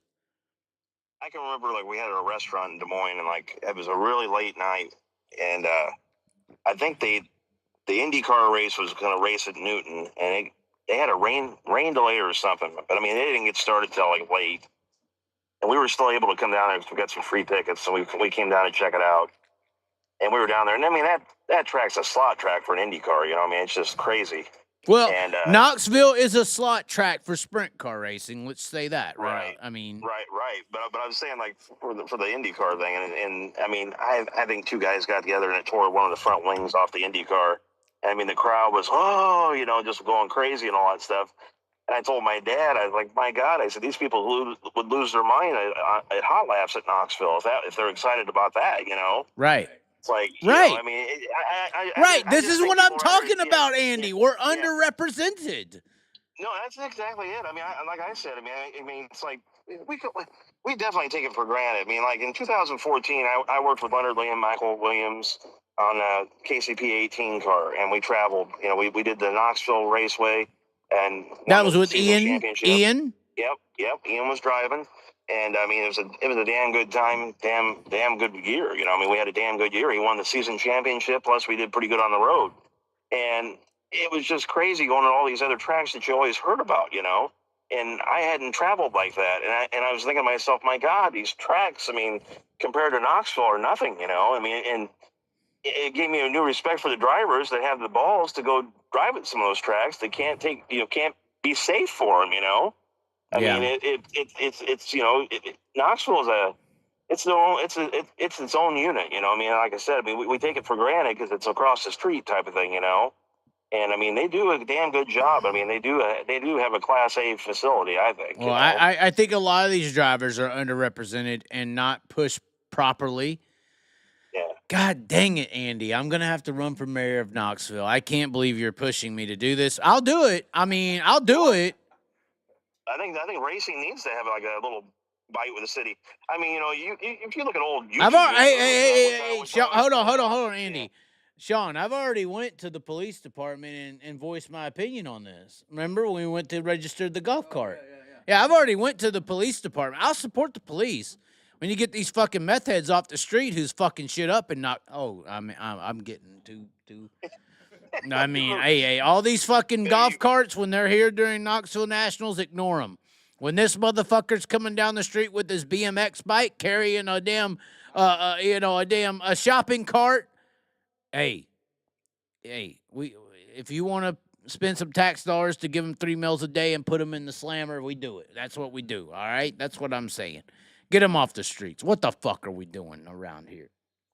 But I don't see it. I mean, like I said, I came from Des Moines, so it's not that bad. I mean, it's like you just see a few things here and there, but it's like, Well, I'm just saying, I think it's bullshit that the city is how it is. And if what you're saying as a business owner, you ain't got to deal with it 1 week of the year. You got to deal with it 52 weeks of the fucking year.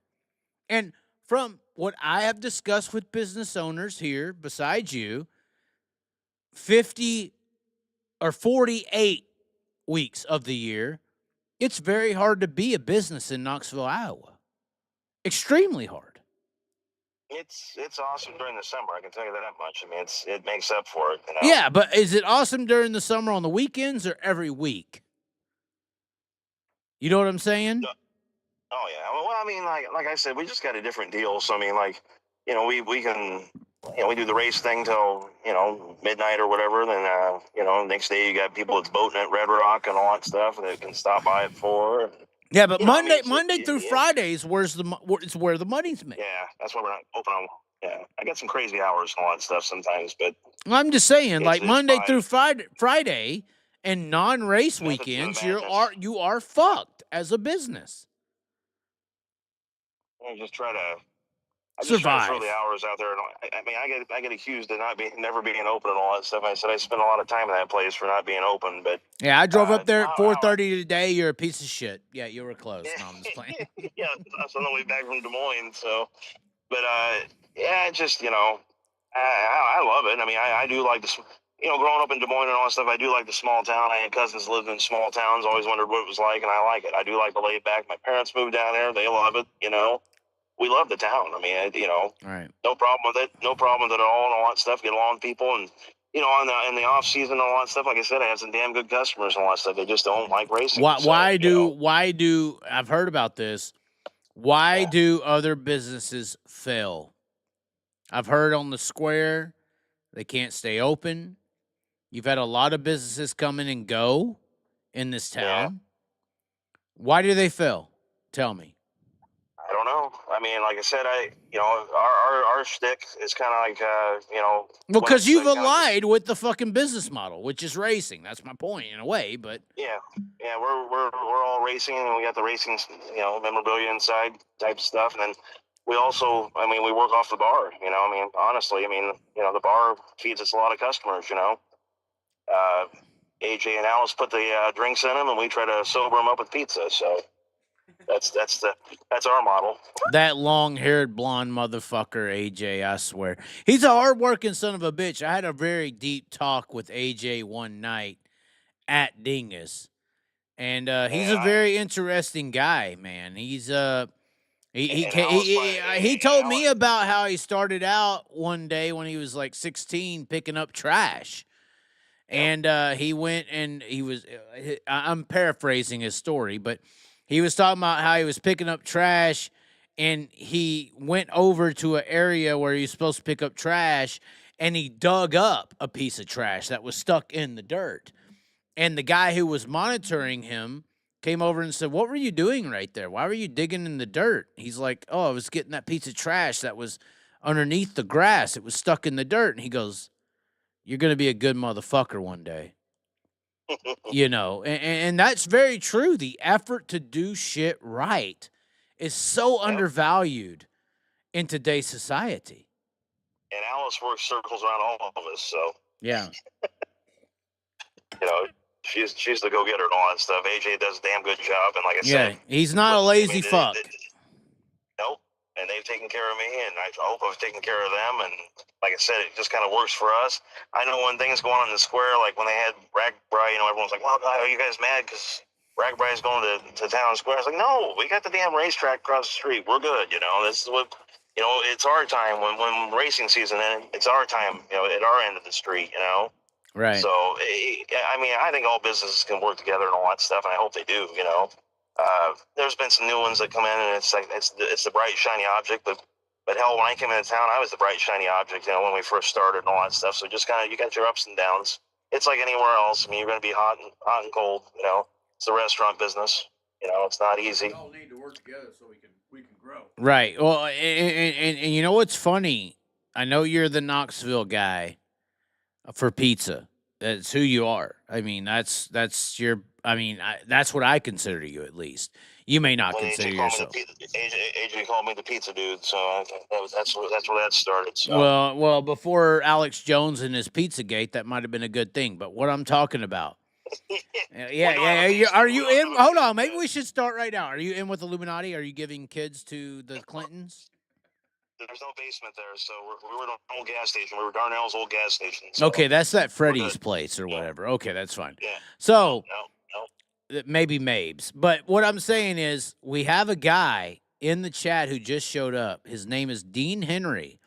He actually, and this is the truth, he was one of the biggest pizza sponsors in the horrible world, we know this, of dirt late model racing. He supported Devin Moran. He's from the Ohio area, Eldora, Fremont Speedway. He's in the chat right now talking about his pizza right now. He's talking about how his sausage is better than yours. I know the Mafia girl ain't here to defend you on this, but no, I'm just kidding.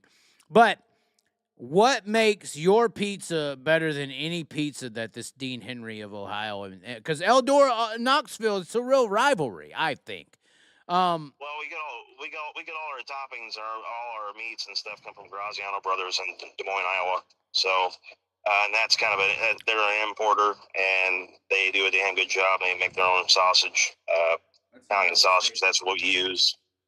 And I mean, it's like Levi's and Lee. I mean, it's second to none as far as like sausage goes. But you only get that kind of sausage really here in the Midwest with pork sausage and stuff, because if you go to Chicago or any of the big towns, they use basically like breakfast sausage. That's their Italian sausage. So ours is kind of like rare for where it's at and all that stuff. But we use that, and then for the pizza crust, we use my great grandma's bread recipe. And that's what we use for the crust. I make probably 25 or 30 pounds every morning. So well, basically, I will say this in defense of them. I went to the Cozy Cafe. It's a cafe that does breakfast right down the street from Eldora. It was a cafe that does, sausage breakfast, egg breakfast. They do a lot of bowls, and it's a really nice place. They actually sponsored me at one point to use their Wi-Fi and stuff like that. They actually had sausage there that tasted different than any sausage I had ever had, and I'm really not a meat guy. It's the other white meat, but it has its inherited issues when you get into the factory farming of inherited issues, for instance. And Iowa's known for factory farming. So when I went to this place, they said they got their sausage from the Amish, which I guess what you're saying is like, Iowa has the best supply of farmers in general. And if you're going to get it anywhere else, you got to get it from, like, the fucking Amish. I don't think this Dean Henry got it from the Amish, but... I'm not saying that. I'm not saying that because, it sounds like you got a good supply. I'm just saying. It sounds like you got a good... You got some good pork butt, and I'm not just talking about your mafia girl. I'm just saying. Yeah, pork is pork to me. But, I mean, like I said, it's the Graziano brothers when they started, like, in the late 1800s or whatever, when they started doing their sausage and stuff. I mean, they were, it's just a spicy sausage. They got a lot of paprika in it, a lot of seasonings. They do it naturally. They do it naturally. But I mean, they use a real fatty part of the meat and all that stuff. They use the shoulder and the butt, but they put a lot of fat into it too. So that's the sauce. That's the flavor. But it's if you go get a pizza or if you go get sausage somewhere else, you don't get that Italian sausage. There's a lot of people come into town, visiting town and all that stuff, who will stop at Graziano's with a cooler and all that stuff, or something to freeze and bring it home and all that stuff, because they don't get it all the time. They'll get it when they come to town and they'll go down and get 20 or 5 or 50 pounds. They got it at home, So it's good sausage. And I mean, people can make sausage. It's not that hard to make, but I mean, they just do a good job, So. Hold on. Sean's wanting to chime in. Hold on. We're unmuting the mic. What do you want to say, Sean? Yeah. Sean's fired up. Well, Graziano's to me is an Iowa staple. Yeah, For sure. Yeah, That's like so you're saying that's like, so we know the French, where Max Verstappen's from, they love to eat horse. In France, horse is the meat. It's not cow. Over there in France, when you go to get a steak from a steakhouse in France, for instance, Paris or whatever, their prime meat is not going to be an Angus steak. It's going to be a horse. That's the animal they picked. We picked a cow, right? We picked a pork. I'm just saying, these animals just roam the earth until we decided what's good and what ain't. Who was the first person to say, let's try this? Well, I mean, if we want to go to Native Americans and cannibalism, we can. But I'm just saying, like, they decided that horse was the premium meat of France. Somebody just said in the comments, Max is Dutch. Okay, Dutch these fucking nuts. We've heard of Dutch brothers, right? When we're going to do Dutch with a girl, we take a girl to the back room. We're doing Dutch. What are we doing? Okay, that's all I'm saying. Fuck Max Verstappen. What I'm saying is, like, we picked cows and we picked fucking porks and all this. My only issue with pork, this is my issue, and I know you tried to sneak it in on the sauce that, is going to burn my asshole in a couple hours. Here's my issue. Here's why I'm just going to be honest with you and everyone. Because people, when they say, oh, you don't eat pork, what's wrong with you, you fat fucking white boy? My issue with pork, when you look in the intelligence scale of mammals on the planet, when I say mammals, we're talking about dolphins, killer whales, horses is a very intelligent animal. Dogs, cats that we don't eat, right? We don't eat a dog, we don't eat a cat, we don't accept that, right? We think that's crazy. When we look at the intelligence of mammals on the planet, pigs are right up there.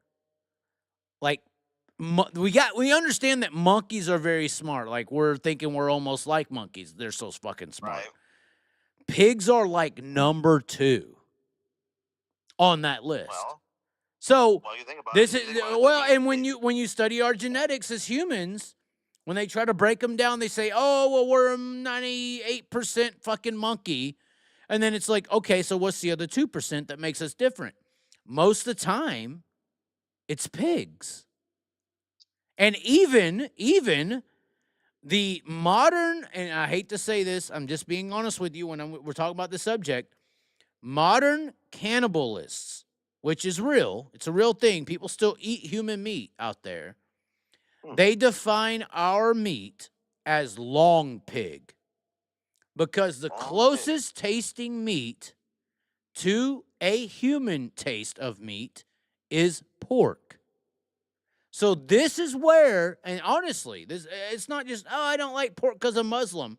No, I'm saying, like, the reason I don't eat, I try to stay away from pork because, I mean, it's still an animal. I understand. It's still processed. It's still a very famous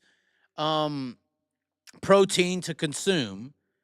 But this is like my serious basisness to trying to stay away from it is because I understand that the animal of a pig is very intelligent. And then I also, so what I mean by that is we look at a dog and it's like, oh, you want a treat? Oh, yeah, and we can communicate with the dog kind of halfway, right? A fucking pig is like 6 levels ahead of that. So, like, a pig, we don't have to ask if you want to go outside. It'll almost open the fucking door for you if you actually interact with a pig. Like, that's how intelligent the animal is. So when I think about the factory farming, I don't want to cry. So when I think about the factory farming and the intelligence that these pigs understand what's happening when they're getting slaughtered, they already know what's fucking happening. Like, they already understand the intelligence. And then also the degree of how similar our anatomy is to the animal. Well, they use their organs. Yeah, they use their organs. Exactly. So for me, yeah, they use pig organs to splice with human organs in modern medicine. Yeah. So that's why I try to stay away from pig, is simply because I see, I mean, call me a fucking bitch, but I understand the intelligence of the mammal that I'm consuming. You know what I'm saying? Like, and I understand how much we relate to it. It's like, I don't want to eat a monkey brain. I don't want to eat monkey. No, they're like us. No, I can't eat that. They're too close to me.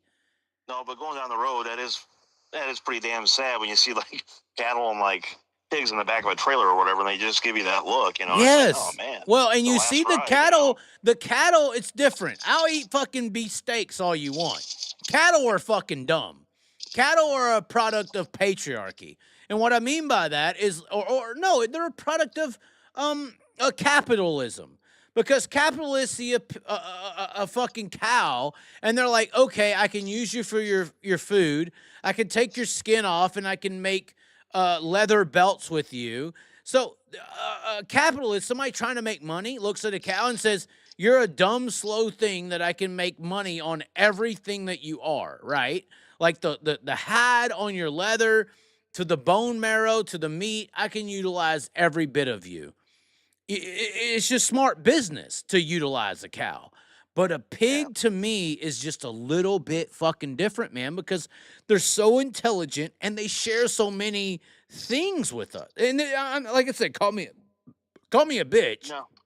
But this is where I come from. I get it. I was out of the state fair one year, like, you know, with some friends, and we were in the hog barn talking to people we knew, and they were giving the pigs, they had like ice cream cones, all kinds of stuff, you know. And I was like, oh man, I didn't know they ate all that, you know. And they're like, yeah, they're gonna be strung up tomorrow, so this is their last night, and all that stuff. I mean, I was just like, man, I couldn't do that. Right. So, you know. Right. I mean, you know, I make a lot of stuff out of pork, but I couldn't stand there and do that. I mean, that's a different breed that does that, you know. Right. So well, and see, I have sympathy for dogs, right? I see this dog over here that's all nice. It's cuddling up. It wants a treat. I lit it outside and all this and all that stuff. And then I know, like I know, like I have the knowledge. I'm not stupid. I know that a pig is smarter than that. I know that a pig can have that Heavy, same. Chaz. I'm just saying, I don't, like I said, I don't want to cry. I don't want to cry, but I know for a fact that every pig in existence is smarter than that dog. This is heavy, dude. This is heavy. I thought you Hey, just man. pissed people off. No. This is why they stay till fucking 3 a.m. watching me. This is why I get real, bro. I don't fuck around. That's I heavy. find out. Hey, look, they say fuck around and find out. No. I find out and then we fuck around. That's what happens on the Chaz, damn it. It's impressive, man. But yeah. You're done. You're done there because you got to sell pepperoni tomorrow. It's okay. You got to make business. It's all right. Kill the little piggy. I don't know what else we use, you know? I mean, but you know what I'm coming. Who's laughing in the background? This is disgusting. That's probably Brian Brown, ain't it? No. Oh God, I'm getting depressed over here. No, but this is these are my honest reasons as to why I stay away from pork. This is honestly it.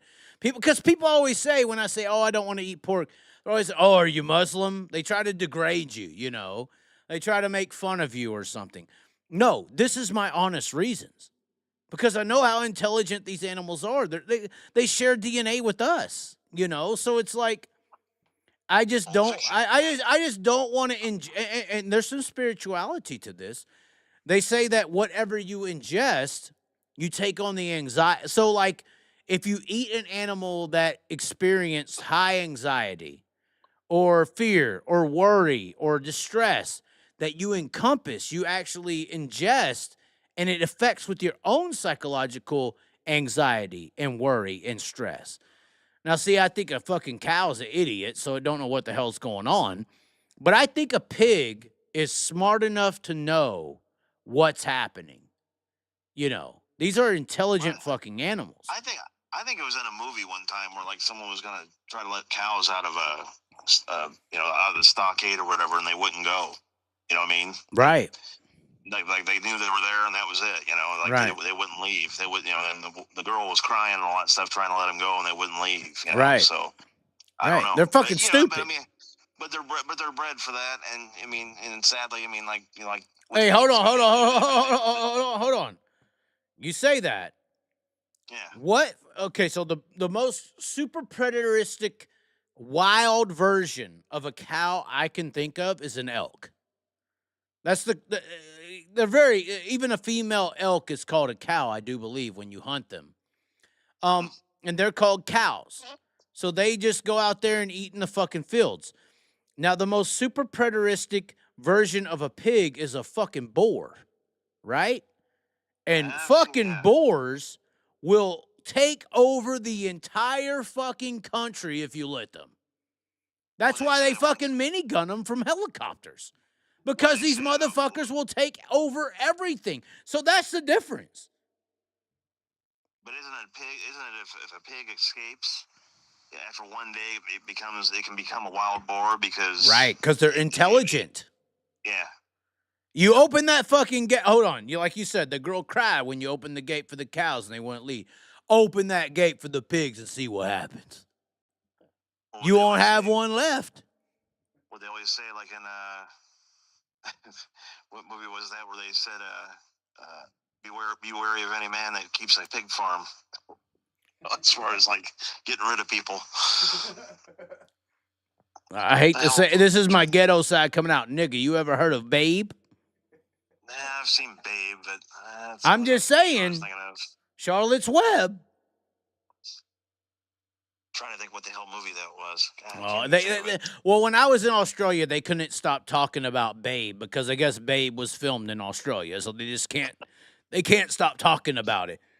Nicole Kidman and Keith Urban ain't enough. Hey, you ever seen the movie Snatch? I've experienced the movie Snatch a few times, but she was kind of hot, so I fell for it. Not that kind of Snatch, but I mean, it's a movie called Snatch, but that's when they talk about the pigs and all that stuff, and like, beware of any man that keeps a pig farm, about Bricktop. There's a reason for that, though. There's a reason. Yep. See, this is why we piss off Brian Brown, you know, that we talk about the pigs. He's sponsored by Casey's. We can't be talking about that fucking pizza, that one topping. Everybody loves pepperoni, you know. I've seen Brian in there a few times. I don't know. Brian's cool. Brian's cool. He loves my songs. Who's laughing in the background? I hear him. Who is this asshole? I hear him. I'm the asshole. I'm laughing by myself. Making No, sauce. no, he took the mafia girl home. Oh shit. Mafia girls home. Oh my. No, I'm just playing. So I wanted to clear the air because Sean makes fun of me when you don't want to eat pork. I'm just saying this is why. How's the stomach feeling? You okay? I've been holding the shit for about 45 minutes, but I can do it well. All right, I've drove across the country, Andy, so I can hold it. I'm telling you, I've gotten yelled at. I mean, I had a very nice Australian couple that ordered the Nitro at Nationals last year, and I tried to tell them it was too hot, and they were like, and it was a 100-degree day, and they ate it, and then the next day they yelled at me about how hot it was and how it made them feel. And I was like, well, it's got every pepper that I have that's on it. So it's like, it's not going to be a cool pizza, You're a dirty bastard, Andy. Well, you're a famous bastard now. You were on the Chaz for 2 fucking hours. I mean, it's nice. It's nice. You're going to get phone calls tomorrow. Why would you talk to that piece of shit about pork? I tell you, I didn't know yet. I was going to try to talk to you last year. I was like, I had a business model. I was going to put you in a dunk tank out in front of the place. We can arrange this still for the record. I'm telling you, we'd have some drivers over here probably trying to dunk the Chaz.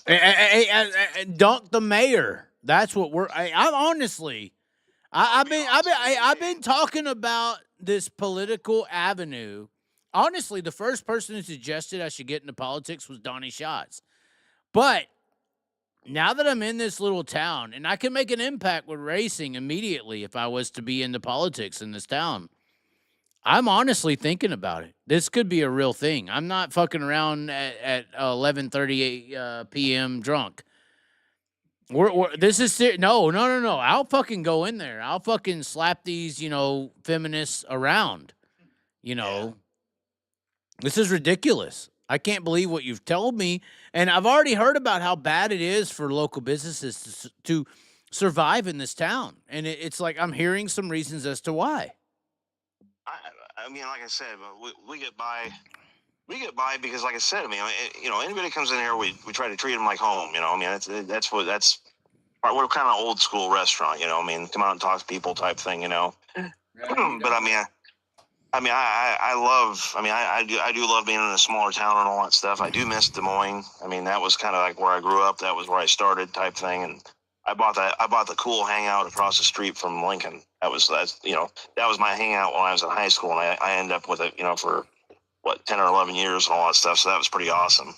But then, I was on AJ all the time down here when AJ got dingus and then ended up buying this property over here. And I was always like, man, if that thing comes open, if Bianchi brothers leave, man, let me know. And that's how we got in here, and it's just a different deal. I mean, like, and Des Moines was at that point where it was like, there were so many damn restaurants. There was like more restaurants than there was people type thing, Right. And now Des Moines kind of sprouted up and it's got a lot of apartments, got a lot of people moving in because of all the tech jobs and stuff.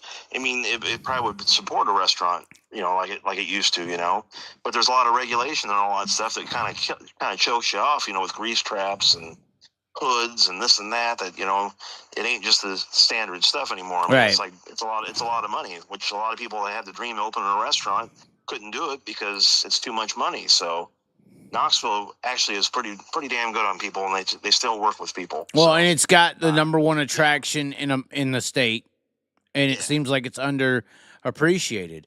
Somebody said it in the comments. How good would it be next year at Knoxville if out front of your Coriglianos, I can't say the G.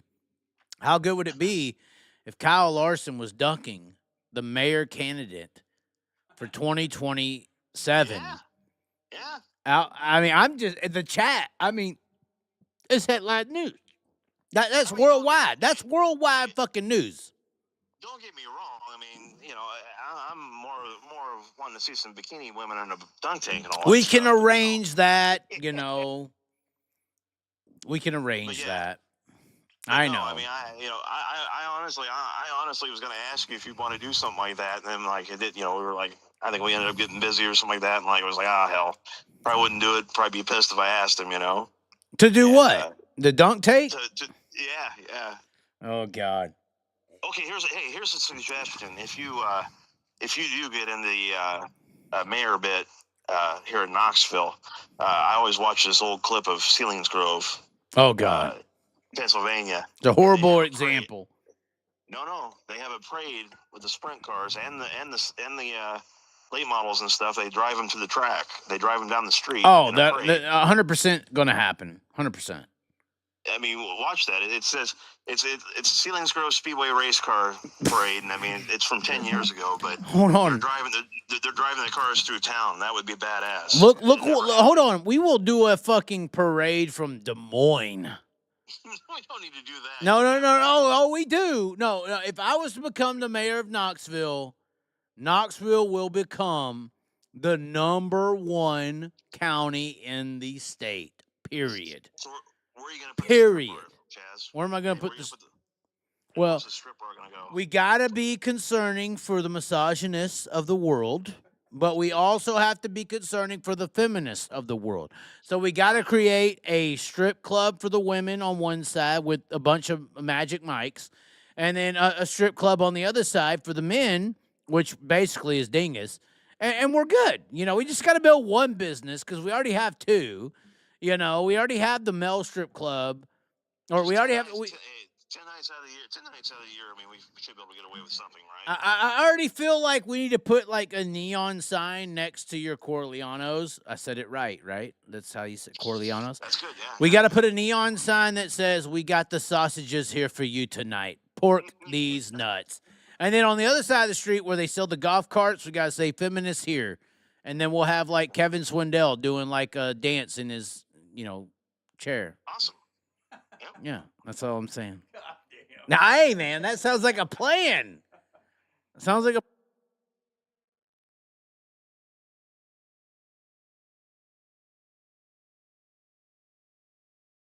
Just getting ready for tomorrow. We'll let you go. It's 2 hours. I gotta pee. I don't want to. Do you want to talk to Sean? I mean, you want to talk to Sean? Do you want to?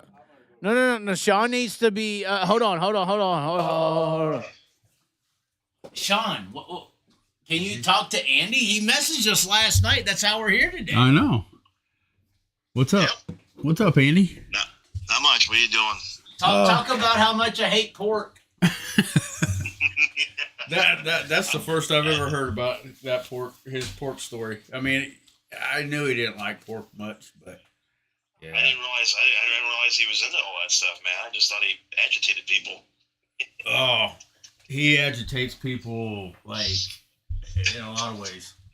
That guy is so knowledgeable. It's ridiculous. Why, yeah. I mean, off the cuff, that's pretty damn good, Yeah. I mean, I think I carry my brain around in my pocket, my phone, got to look up everything. Yeah, I do that all the time.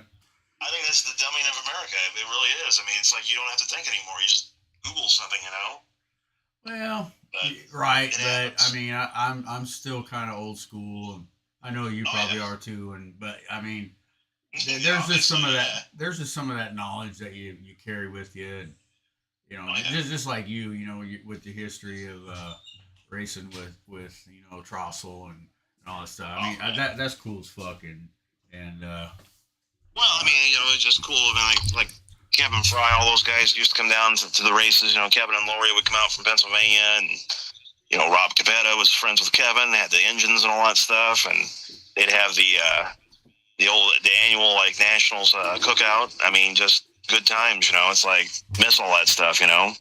Now, what do you think? Do you think the town is it the town or is it just Knoxville itself that needs to? I just think sometimes. I mean, anytime you go to a big event, you're going to have some asshats that upset the public. You know what I mean? Right. And in actuality, I mean, it's just kind of like Ragbri came through. This year. And that was cool. Night. That was cool. That's one night out. That's one night out of the year. Let them go crazy type thing. It's like let them experience what Knoxville is type thing. Let them see it. You know, and they did. I mean, they did. They had a damn good time and all that stuff. Right. And it was one night and they were gone. You know, Knoxville's a little different cookie with the races, with the nationals. I mean, it's 10 days. So, you know, I mean, it's probably inconvenient to people. Some people that have no, you know, there's some older people that have no desire to go to the races or just don't want to go to the races type thing, you know. And they had to deal with the traffic. And then, you know, like with 14 going down the 2 lanes and all that stuff. I mean, you know, it gets a little congested and all that stuff, and people go crazy. But yeah, you know, I mean, it's just, you know, it's here and it's gone, and you miss it. But I mean, there's so many damn people that come down here and spend money and camp, and you know, it's crazy, you know. Yeah, it's the best time of the year for me. I'm sure it is. You. I mean, it kind of sucks because I mean, we used to come down here all the time and had fun walking around, you know, and having fun and partying. And now I'm working it, you know, and now, you know, we don't get out of here until 3 or 4 during the nationals, you know, and it's like, you know, it's like my last night. You get to go over to turn 3 or something like that and bullshit with people and all that stuff. But I mean, it's like, you know, it's just, it's a monster, you know. I mean, it's awesome. I mean, Now, do you think it always has been? Right. Yeah. Do you think the 10 days for Knoxville Nationals, you think, in my opinion, I think they've been doing the same thing for the last 3-4 years. Too much. I think it's too much. I mean, I can remember, like, I always remember my dad's shop, like the Chad brothers would come over from Nebraska. Yep, Dean Chad. And they were friends with, like, Freddie Kane. And Freddie Kane, you know, hell, he built the last few Challenger chassis in our shop and all that stuff when they broke up.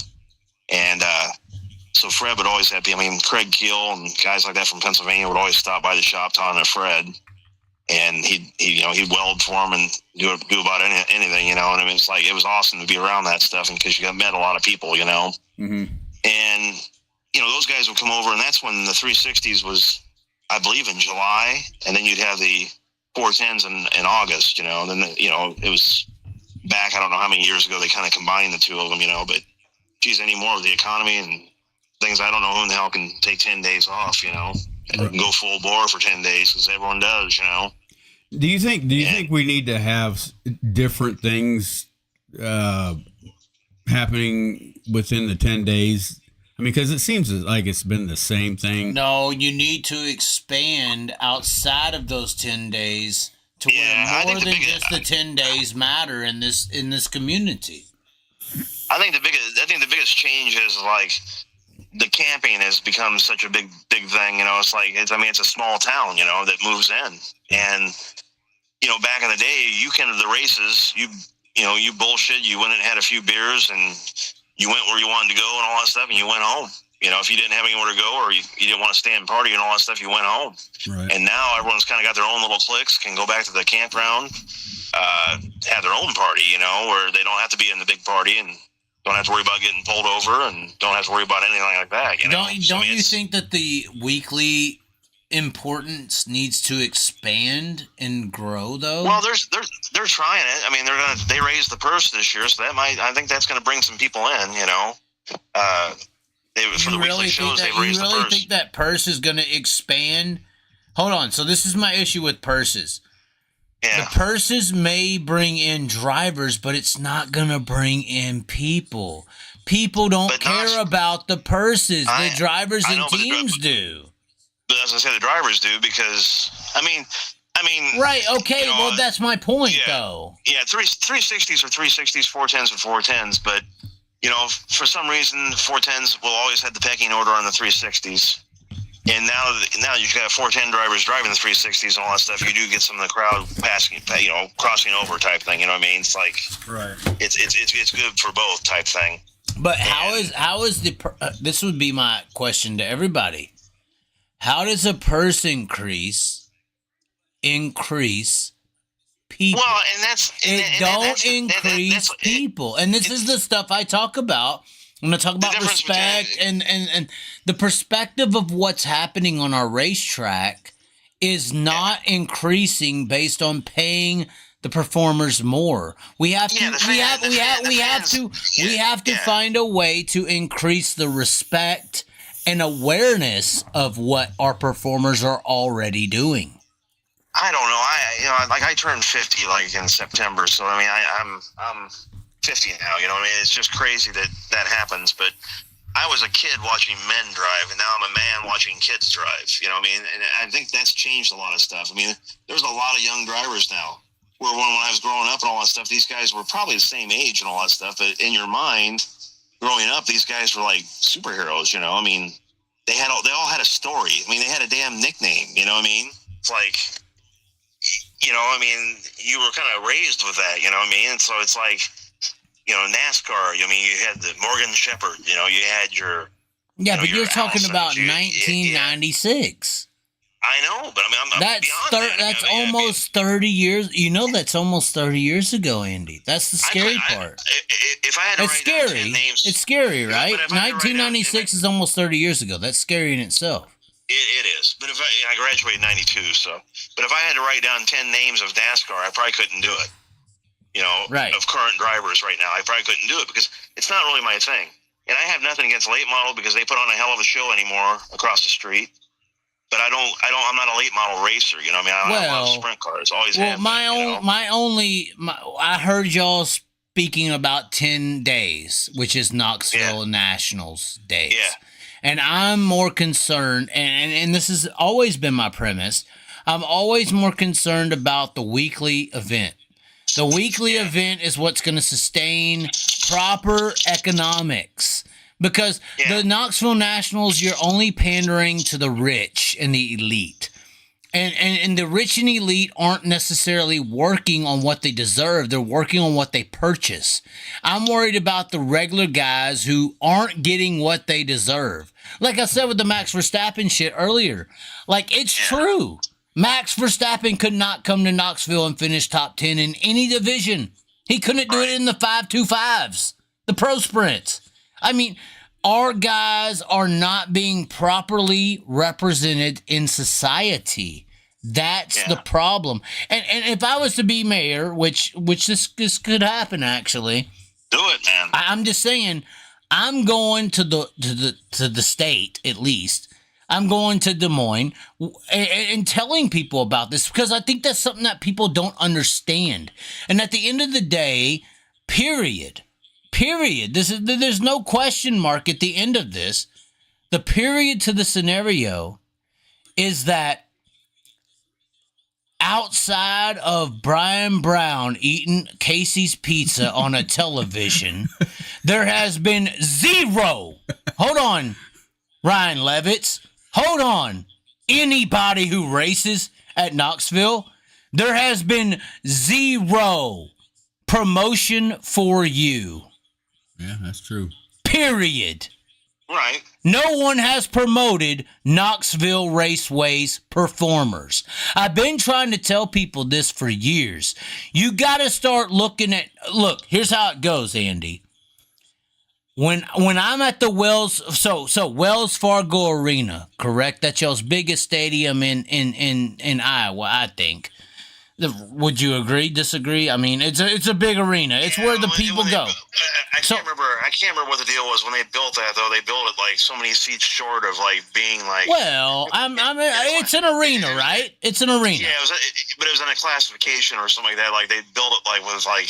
But it's where people go to perform, right? Yeah, that's where people.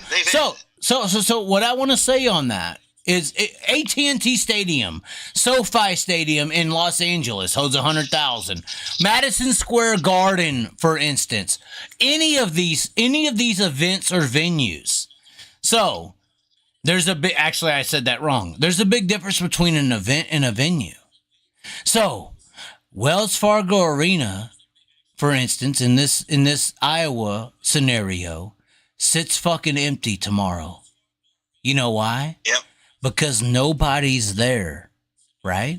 So what I mean by that is like AT&T Stadium in Dallas, Texas, Jerry Jones's little playpen, which is where I'm from. Nobody goes to that motherfucker unless there's somebody worth watching. Okay? So what I've tried to break down to these racing people is your racetrack, your Knoxville Raceway, which it's right down the street. Nobody's there today. Your Knoxville Raceway is a stadium. Okay? And If you want to say at Knoxville Raceway, you'll see sprint cars and 360 or 410s and 360s. You have to look at that as saying performing this week at Knoxville Raceway is guitars and drums. No, this is reality, Andy. This is reality. Performing this week at Knoxville Raceway, guitars and drums. Yeah. Who's playing the fucking drum? Who's playing the guitar? Who is the star that I am coming to see? And this is why they have to rely on Knoxville Nationals and David Gravels and World of Outlaw and High Limit if they ever do so choose to do, or any of these things. They don't have any fucking stars. You have to promote the star. And none of them are doing it. Nobody's coming to watch sprint cars. Nobody's coming to watch guitars. They're coming to watch Taylor Swift. It's hard to say though, but I mean, like, I think me and AJ always talk about it. Like, when we grew up, of course, we were Wolfgang fans, and we sat in turn 4. Yeah, but Wolfgang wasn't Taylor Swift in that day. No, but our family sat, a couple sections or a couple seats apart and all that stuff. I mean, we basically grew up together watching the races and all that stuff. But there's a lot of people that used to go to the races during that era that now can sit home and watch it on Flow or watch it on Dirt Vision, and don't go to the racetrack anymore. Well, I understand that, Andy, but here's the problem is that everybody can sit at home and watch the Detroit Lions tonight. Yeah. That's not an unnatural thing. That's not an unnatural thing. Yeah, but you can't catch the. It's not as exciting. I mean, it's like anything else. Not at all. Jack Hewitt said sprint car racing is like a porn movie or whatever. After 5 minutes, you want to participate. It's like you want to be involved. You want to be in the magic and all that stuff. I mean, God, I remember like my girlfriend in high school absolutely hated racing. I took her to the races one night, and she was like, "Why are you making me do this?" And it was my dad, my uncle, and all our friends that used to go down and all that stuff. Hell, she ended up having a good time and all that stuff. The next week, she's like, "Are we going to the races again?" I mean, you had to knock that barrier down, because there's a lot of people like, "Oh, this racing shit's stupid," But then, I mean, it ain't just going to the races. Hold on. I'm curious with this girl. At any point of the night, did you say, "This guy's important. That guy's important. You got to watch this guy. You got to see this Doug Wolfgang. You got to see this driver." She actually came to the race when Wolfgang came back and ran. What was it, Birch's car or whatever? But it was after he got hurt. But did you point it out to her? Oh yeah. Oh, man, right. She knew I was a Wolfgang fan because I had all the damn posters and that would shirts that would still be my point, though. You identified a star. Yeah, I mean, you're AJ Foyt's. I mean, you're Mario Andretti's. Right. I mean, we used to have, and this is why I hate on. This is why I hate on Larson and shit. And this is why I say the late models are so far ahead of us, is because in their industry they have their stars. We don't have any. Our guys are second fiddle to the Larson ideology, and we're not trying to build anybody. We're not trying. Knoxville Raceway saying, "Come to the stadium to watch guitars and drums." We need stars. It's so pivotal. I mean, I come around the races when, I still got to watch it. Probably from 78 to 82. I mean, I got to watch wingless racing at Knoxville. When that was normal. And there's a lot of people that used to go to the races that have no idea what the hell wingless racing was. Right. And when they see USAC come to Knoxville, and then they throw a 360 race or a 410 race with wings on it, it makes them look slow. Ask Hodgenchild what was slower. I mean, like Jack said, they may look slower, but when they crash, those wingless cars speed up pretty quick, Wow. And my only point would be that nobody is explaining to these people why it is valuable. Nobody is technically promoting. There's plenty of people promoting the World of Outlaws. There's plenty of people promoting High Limit. There's plenty of people promoting Knoxville Raceway. There's nobody promoting our drivers and the stars that people will pay to see. That's the problem. Because you've always had your have and have-nots and all that stuff, but that's kind of shrinking because there's some guys that had the realization they're never going to be able to qualify at the nationals type of thing. They don't even tow out anymore, Right. like they used to. And that's when they used to have 130 or 140 cars in the pits. But, it's I think back to some of the guys that, were back markers back in their day and all that stuff, but they towed to the racetrack every week and they raced and they added to the program and all that stuff. So, like I always said, you can have your fans and you can have your fans that love people and hate people and all that stuff, but you got to kind of respect everyone that does it. You know what I mean? Well, and you said that with Terry McCarl, whether they love you or hate you, they're talking about you. But Terry McCarl came from an era where they were actually talking about him.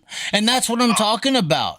Nobody in Des Moines, Iowa knows anything but Casey's Pizza and Brian Brown. Well, then another thing. I'm just saying they don't know anything but Casey's Pizza and Brian Brown. We're not giving them anyone to hate or love. Look at look at USAC and IMCA when it was like the big thing was the Hawkeye Futurity at the Des Moines Raceway. I mean, that's the Iowa State Fairgrounds, or yes, Iowa State Fairgrounds. And they tore apart, tore it down. No more history, I mean, it's kind of like I said with auto shows, I mean, I'm a big auto show guy because my dad had a body shop and I had a custom car and all that stuff. And I love the car culture, but they don't have the damn World of Wheels in Des Moines anymore because they moved on, so they have Kansas City and Omaha, but you don't have Des Moines. So it's like, you kind of lose that culture, even though there's a shitload of cars around town and all that stuff, around the state and all that stuff. We have good guys at the fairgrounds and things like that, but it's like, like the Hawkeye Futurity was a big promoted race and all that stuff that would race during the fair time, and it's gone. I mean, the history's gone, the track's gone, I mean, you had guys like Barney Oldfield racing that damn racetrack, 100 years ago, I raced and it's all gone. I raced. Yeah, Sean Allen is a actual, what was it, a truck champion? Mm-hmm. I mean, shit, they even raced semis out there a couple years. Oh, yeah. Shauna Robinson. I mean, I'm seeing a first place championship trophy. It says Sean Allen, Carl Chevrolet. I mean, truck series. So, I mean, that was a big thing. I mean, that was a big thing to have the races the Sunday after the Nationals, I mean, people might have went to the fair and they may have been from a different town, but it was like, hey, the sprint cars are racing today, So, I mean, that stands was packed, Yeah, I always look forward to racing at the state fairgrounds. And you always got to see all the big dogs would go out there and race after the Nationals. It was awesome, Yep. And they got rid of it, So you're telling me basically, if I love racing, I have to run for political office in Knoxville, Iowa. That's basically what you're telling me. Yeah, I think if there's any way for what I'm saying to become relevant, if you could get into the mayorship and all that stuff, you could run for government, and if you could stir them up like you stir your fans up, you'd have something. Well, I mean, I have my own stances, but I mean, I don't think my stances come from made up genders. I think they come from rationality and belief factor. They don't come from fucking made up ideology. With today's world, you might have to walk around with a flak jacket on, but Hey, I don't give. Hey, if I die for racing and boys and girls instead of the theys and thems, I'm fine with that. If I die tomorrow, there you go. Dedication, Okay. see. Yeah, but I mean, talking about the old races and all that stuff. I mean, God, look at the Ascot and Manzanita, and look at the racetracks that are just gone. Oh, Manzanita. He's telling the truth. So, I mean, pretty soon you're just gonna have a few tracks left, because nowhere becomes somewhere. A lot of these tracks are in the middle of nowhere, and now they're somewhere because town is caught up to them and all that stuff. And they don't like the noise. No, that's stupid. You don't hold on. If you're a Knoxville resident and you don't like the noise, 12. How many hours would you honestly add up? How many hours out of all the Knoxville racing? Period. 100% of the Knoxville Raceway hours that actually operate. Let's just say they actually make noise for 3 hours. Let's just say they make noise for 3. I'm just saying. I'm trying to round it up. Let's say they make noise for 3 hours. How many weeks do they have? How many weekends?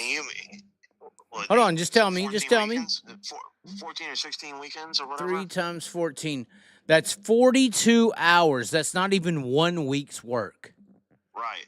So if you're complaining about that, and this is what I would say in office to the entire fucking county and the state, fuck you. Period. Fuck If you have you. people coming, but if you have people coming from out of town, they're going to buy a $300,000 or $400,000 house next to a racetrack. I mean, it doesn't make sense, but No, it's gonna make- pretty no, soon. no. Go buy a house somewhere else. Fuck you. Yeah. Hey, I agree. but No, I'm no, just no. telling There you. ain't no agreeance. Yeah. You want to complain about 42 hours of your life when No, you're no, more upset about the wife that don't actually love you and she's fucking some black dude on the side. Fuck you. AJ. Racing. Hey, I love racing. So, I always think back to old Leonard McCarl told us this funny story one time. He told us, he said when he got to the age where he couldn't get it up anymore, he said he was going to have a 410 sprint car engine mounted outside his window so he could hit a button and start it up. And he said that would take care of things. Well, That puts it right there. That was, it was like, I mean, everyone that's a fan, everyone that's involved with racing, that's their life. I mean, that's always going to be their life. Even if they're not racing anymore, they'll always be a part of it and all that stuff. But there is a part of this country that does not like racing. no. sadly. That's fine. You want to be a part of the country that don't like racing. Yeah. There's plenty. Dude, I almost want to research how many counties are in America. I feel like it's like 10,000 or 20 or 30. It's probably like 100. All I'm saying is like, if you don't like racing, there's about 500,000 other counties you can go live in. Fuck off. Bye. This county right here, this Marion County, where this Knoxville Raceway is about racing. You want to buy a house here? That's what you got to deal with. Fuck off if you don't like it. And I feel like most people around the country and the world agree because we have a super chatter right now named Brett Fisher, who is from Queensland, Australia, who just sent $10. He said, this is for Andy for keeping the show afloat and a deposit on my pizza. He said he's coming to buy pizza from you. Thank you. Yep. Appreciate that. He's from Australia. I actually stayed at his house. His girlfriend tried to move in on me. I told him about it. I was being honest. You're laughing, but it's true. Regardless, I mean, we're being told to quiet it down. Connie's jumping her ass. We're being too loud right now in the middle of the night. She put the law down? No, she sent me a message. She's like, quiet down, you fat fucking white boy. I'm scared to death now. In 2014, and it was after I worked for Ian and Crowe, Leonard Lee asked me if I wanted to go to Australia. We had a chance to go to Australia, and it didn't pan out, so I didn't get to go over there. But I mean, that would have been awesome. Well, and I'm not a money guy. I don't have a lot of money. I told Brett like 4 or 5 days ago, I was like, hey man, thanks for like being a part of my trip. Like, I'm not Rico Abreu. I'm not Kyle Larson. I probably won't ever afford to be able to go back over there. It was a once-in-a-lifetime opportunity. You were a part of that lifetime opportunity, so thank you a lot for being a part of it. It was an experience. I spent almost 3 months on the dot over there, but I did that because I knew I probably would never be able to afford to go back. So it is a different world. You learn about things. You learn about how people operate. You learn how to drive on the other side of the road. That was scary for me. I almost wrecked my first time pulling out the rental car place. You also can't speed over there. That's the creepiest part.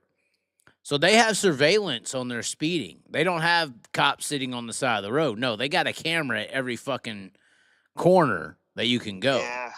That's something I haven't outgrown. That's something I haven't outgrown since I've been driving. I probably feel like I'm the most wanted person in Australia right now, because I drove 5 over the entire time, 5 kilometers, which is about 3.25 miles per hour. So 3 over, Andy.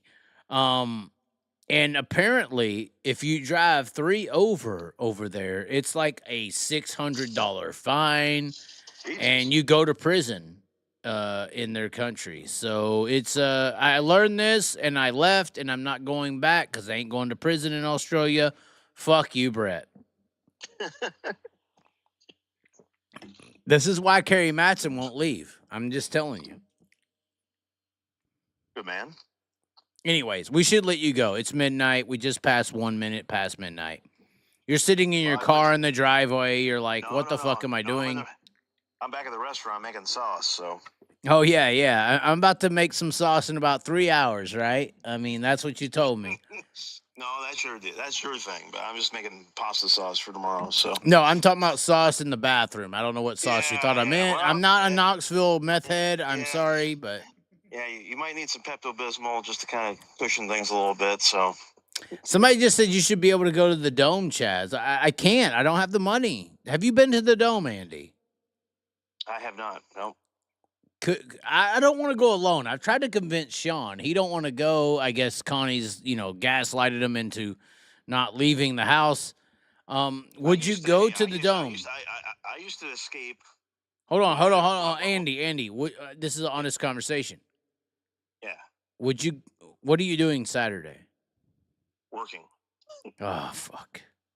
You need to go to the Dome. It's amazing. I talked to Tony Stewart about this the other day. It's Saturday night at the Dome is something you cannot experience in life. It's like if you could you see Monster Jam probably and Supercross, but I mean it's the closest thing to that. Like it's amazing. I was just telling my dad the other day. I was like, when we were in Des Moines, I could escape and go anywhere I wanted to. Hell, I could go to Houston's. I could go to 34. I could go to Kansas City. I could go to anywhere. Anywhere I wanted to go, I could go to the races and all that stuff because I had enough people to back me up. And it's like, I'm telling you, after COVID and all that stuff, everything changed a little bit. And it's like, it's just me and the mafia girl working. So it's like, obviously during nationals we get help and all that stuff, or any heavy night. But it's like I don't get away much like I used to. And with the awesome place across the street, it's like I used to go to Knoxville every weekend and go to the pits or go up in the stands, whatever. And it's like, I'm across the street. Hell, I can't even get across the street sometimes. I have to watch it on TV because I'm working. Right. So it's just it's a dedication. I mean, it's just one of those deals. If you want to go to the Dome with me Saturday, Sean and Connie will come over there and make all the pizza you need. I mean, they're willing to take over if you need. If they I missed the banquet. I had someone was supposed to cover me for the banquet. I was going to take my dad to the banquet, and Dad's 82 and Mom's 79, so it's like Dad loves the banquets and stuff like that. I was going to take him to the banquet, and I had a friend that was going to cover me that didn't cover me, so I had to call Dad and tell him, hey, can't make it, So I had to let Dad down, but they got to watch it on TV, so that was okay. But I felt bad and all that stuff, and I was like, damn. I was like, man, it's like the damn business just grabs you, and it's like you can't. I mean, it's nobody's fault but mine, I mean, I got myself into this deal, so it's like, but it's like funny. It's like, I mean, hell, for the Nationals, I had free tickets. I couldn't even get across the street to go watch the finale, That's fucked. It is. It's just, I mean, but when you get busy, I mean, that's what you do, How busy would you actually be this Saturday? I am guaranteeing you, if me and you can, you need to experience this Dome deal. You've already been to the Knoxville Nationals. You've been to the best ones there are. You need to experience this Dome deal. I mean, Trump's going to be president next year. We may go to war and everyone will die. I'm just saying, like, you need to experience this Dome deal before everyone dies, Andy. I'm not saying I could give you the money that you would lose. I'm not saying you could lose. I'm not saying I could give you the money, but I could be a damn good advocate. I think I could get you close to the money you would lose. Damn, I'm telling you, man. I'm on the Chaz now, so I mean, this could be a breaker here, man. But this is a sprint car thing. We're talking about fendering your ass up. We're talking about putting a fender on you. We're talking about putting some doors on you. It's a big dump over there, according to Jonathan Davenport. So I want to take you up to Jonathan Davenport, basically, and say, hey, this is the guy who owns the Corigliano's Pizzas. Do you believe he's a fucking dump? Do you believe that Knoxville's a dump? I want to video this, Andy. We just had Knuckle Skinner We just had a Snapchat, a super chatter. Knuckle Skinner just sent $50. Andy, would you ride with me to the dome? Sean won't do it with me. I don't want to drive. I don't want to drive 5 hours on my own. I got people that will pay us to go. Will you come with me? Let me see if I can find some of the cover. If I can find some of the cover, tell the mafia girl to tell her fucking, like, she's got like 10 fucking side dicks. Tell them to come in there and fucking spin up some sauce. I'm just saying. I mean, I saw her laying down on the chair. I was so scared. I was like, what is this? I was scared. But I'm just saying, Andy, we could go down to the dome and dominate that motherfucker. I'll send Michael Rigsby a... Go ahead. Hey, it's okay. It's okay. She just had one of the pizzas tonight, but she's okay. She'll be all right. She looked like she had a bun in the oven. All I'm saying is let's go down to the dome and take that motherfucker over. We got the super chats to pay for it. But I'm telling you, we get down there, we will slap Jonathan Davenport in the face, and we will make... Hey, I don't have to. Like, after he made that comment, like, my buddy Pat, Leo... he kind of runs around the people that run around Davenport, works for him and stuff, and they got our pizza, and I think something got screwed up and he got an extra pizza or something like that. So I said, "Is this good enough now? Is Knoxville not a dump?" Oh my God, we got to get this on camera, Andy. Will you please come with me to the dome? We got it. Will you please hold on? This is my deal. Sean's belled on me. Connie's yelling at me in the fucking Facebook Messenger. I need somebody to go with me I'll go to the dome. I just do not want to drive 5 hours alone. I mean, I drove too many hours alone. Me and you could technically take that fucking dome over, buddy. I'm telling you. No. I got Tyler Carpenter on my side. We have 16 million views this summer. I have a bunch of people who are willing to tag team. I just need someone to tag team with me down on the trip. That's all I'm saying. You need a bodyguard or what? No, well, maybe have. I just need a witness, because if they beat me up and you got video, then I can sue them at least. I'm just saying, I've already talked to Tony Stewart about this. You have to go to the dome, Andy. Can me and you go to the dome together as a couple? I'll try. We can take this over, Andy. I'm not being. We're 2.5 hours into this conversation. I'm just saying, if I can get a video of Davenport and you having a conversation, we'll make all the money we need. You could tell him, hey, is Knoxville a dump? And he could be like, no, it's not a dump, really. I was being mean. And he can be like, hey, did you eat my calzone, bitch? Shut the fuck up, and slap him. And then we'll have a video of like 200,000 views, like instantly. They ordered 3 or 4 pizzas, I think. Yeah. Hypocrites. Fuck it. I'm just saying, we can come down there with our Nitro pizza and bust all the assholes we need. I'm just saying. We could boost the toilet paper sales. Ah, God dang, Andy. Yeah, you got to go. I need someone to go with me. Sean's out. Connie has... I'll try. Connie has locked him up. There's no hope for Sean. He's married, so it's fine. Let me see how things go tomorrow night when I'm open and all that stuff, and I'll have a decision if I can or not, because it's holidays and it could be busy, so... We just got the fucking super chats for you to go. I mean, how much do you need? How much? That's awesome. Honestly. I'm being honest with you right now. How much do you need to go? I don't know, man. I'll think about it. I feel like this is a really good content opportunity, so I'm willing to pay for it. Awesome. How much do you need? I don't know, man. How much will you lose if you're not at Knoxville this Saturday night? You won't lose much. I mean, there's nothing happening up here. It's all happening down there. I'm telling you, man. Well, I'll tell you what. Iowa State's playing Saturday, so, you got people who want to watching football, want to order food. So. Yeah, they're all drunk and on marijuana like your mafia girl. Here's what I'm saying, and there's nothing wrong with marijuana. I'm just fucking with her. But how much do you personally need? I mean, you just tell me. I'll start searching for sponsorship tomorrow. I'm gonna message Donnie Shots, because obviously Donnie wants you down there. How much do you need to come with me to the dome? No, wait a minute. Shots wants me down there? I'm thinking the amount. Is this in writing? I could get a text message screenshot, maybe. I'm just saying, how much do you need? I don't know. I'll figure that out. I'll private message you. Me and Andy going down to the dome.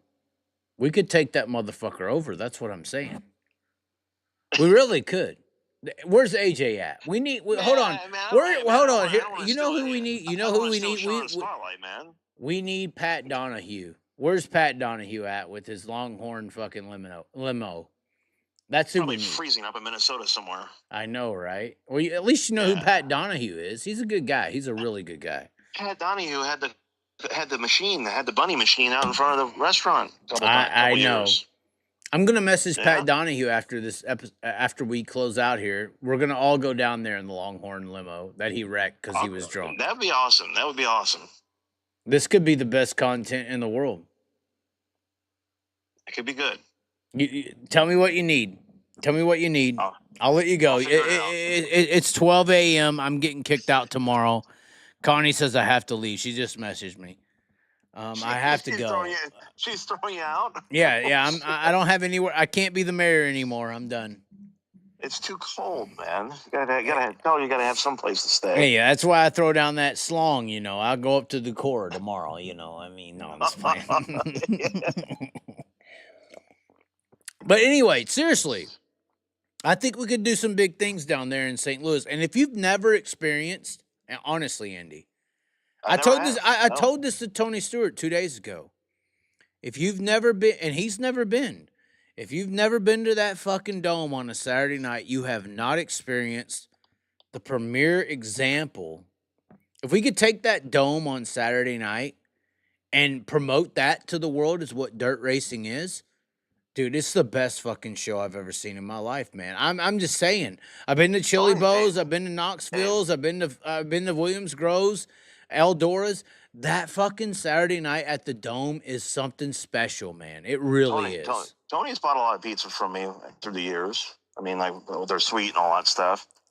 They bought a lot of food for me, so. I'm just saying, you have not experienced anything like that Saturday night at the Dome. It's unbelievable. It's unbelievable, Andy. I know it's fendered bullshit and it's fucking late models. Better than the Chili Bowl and the Nationals? As far as a show, yes. Nice. Yeah, it is the best show I have ever seen in my life. Yes. For dirt track racing. It's the best show there is. 100%. 100%. Jeez, you may have to start calling him more. I mean, if it can be like Broke Joe or something. He knows who Broke Joe is. How does this happen? I need to charge Broke Joe for building him a brand. No, I'm just playing. No, if we go down there, we will overtake the Dome as the sprint car people. We will be we'll be like the DX. We'll be like Triple H and fucking Shawn Michael. We'll go in there and be like, suck it, you fucking fendered bitches. And then we'll get into fights. We'll get into a couple. I need you to film every fight I'm in. I'll be in like 3 or 4. Be like Stripes. Hey, it'd be like Stripes. It's like it's just going to Czechoslovakia. I got my ass kicked in Wisconsin. No, Wisconsin loves me, but the vampires of Czechoslovakia, a whole nother situation. That I don't think that is technically dead. That's. Oh man. That's why that's why the late model world is. There was a loss too. I got to meet the Bloomer when he came over here. When he raced at Knoxville, and he was sitting in the first booth, and he told me, he said, I was supposed to meet you. So he introduced himself. So I talked to him, and then I said, when you win this thing, I said, you're going to buy pizza for everybody, right? And he said, it doesn't work like that. And I started laughing, So that was kind of our joke when I'd see him. But sadly, he's gone, Me and Scott Bloomquist had a very interesting relationship. I don't know how to explain it. But that's also why I think he is Illuminati, and that's also why I think he's still alive, personally. Well, I got a pizza place, but I don't have a basement, so I'm not into all that shit, so. Well, I mean, you could be. I mean, if you side with the light and not the dark, there's always two sides to every story. I mean, the negative people have a basement, the light people don't. The good people of society in the world do it honestly. And that sounds how very much to me, at least, sounds how like you're doing it. And that's trying. how I do it. Now, I'm trying. it's not easy for the good people of the world. We have a lot of battles because we don't accept the darkness. So, and honestly, this is back to the pork in a weird way. This is kind of like my basis to what I believe. Like, you could do it easy and dark and deceptive, or you can do it hard, and the hard way is how you're doing it. The hard way is how I'm doing it, saying the truth, doing it righteously, trying to build a business on your own work and integrity. These are the hard things that are the other side of the mantle, so this is how I believe it. So, I mean, I still see. This is so nice, but what's going to end up happening is you're going to have the stomach from the century from the Nitro, and then you're going to be like, fuck that guy, I ain't going to talk to him again. No, that's why I'm talking to you on a Thursday, and we got to go to the Dome on Saturday. I'm giving my body a day to rest. All I'm saying is, probably going to need it. Andy, I'm not driving, and Sean, you already denied me, you fucking Asian motherfucker. No, I'm just kidding. I'm just kidding. I am not driving 5 fucking hours on my own anymore. I'm not doing it. I'll do 3.5 to go up to Decor for the love of my life, but I'm not doing 5.5 hours for no fucking late model race. But if you, Andy, well, I'll make you a star. I can make you a star. It's not hard. I'll run for fucking mayor or whatever. That's easy. I think I could easily win election. But we could go down there to the Dome and put on the biggest fucking sprint car Knoxville show they've ever seen. Period. Period. Period, Andy. I don't know, man. Period. There's no way they could stop us. We're going to go up to Jonathan Davenport and being like, you like that Corigliano's Alfredo in your mouth, bitch? Bam. It probably say some shit about the pizza. Who knows? Well, we'll go up to him. Okay, we can do it. We can do it easily. I'll message Cody Summer tonight. We'll get our tickets. We'll go up to fucking Jonathan Davenport and being like, so, how do you feel about that Corigliano's pizza? We'll just do a little video on what he thinks about the pizza. Oh man, that'd be good. I mean, okay, so the track is a dump, but what about the pizza? It'd be too much if he like shit on the pizza. I mean, that'd be terrible. Well, and then you could cry on camera, and we got 45 million views instead of 5. I'm just saying. I mean, ain't gonna cry on camera, but I'm just saying, man. You think that could happen? You think he would deny it? I think they liked it. I don't know. All I know is that the dump he called Knoxville will be there'll be no comparison to the dump I will have at 3 a.m. tonight because of this Nitro shit. That's what I'm saying. I mean, yeah, we had the screaming shits. You'll be thinking about the dump. I'm hoping to clear out my colon tomorrow. That's all I'm saying. I mean, how much of that did you eat? I mean, I made the extra pizza there just so you guys could nibble on it, not make a meal out of it. My face is very white in comparison to the redness it was earlier, and that's what she said as well. So, nice. Hold on. You got to figure out what this amount is Saturday night. We've already got $65 has already been sent. Nice. But what I'm saying, and obviously that can't pay shit, but we will make it up. I have faith in you, Andy. We can go to this fucking thing tomorrow or Saturday. Sorry, not tomorrow. And we will overtake the Dome. And if you've never seen the Dome, you have to see it. You have to see it in person. I've never seen the Dome. You have. I know you've been to Knoxville Nationals. I have too. Been to PA. Like I said, I've been to all of it. World 100s, Kings Royals. You probably have as well. Not challenging that. I told Tony Stewart this 2 days ago. The best show in dirt racing is that Saturday night at that fucking Dome. You cannot compare.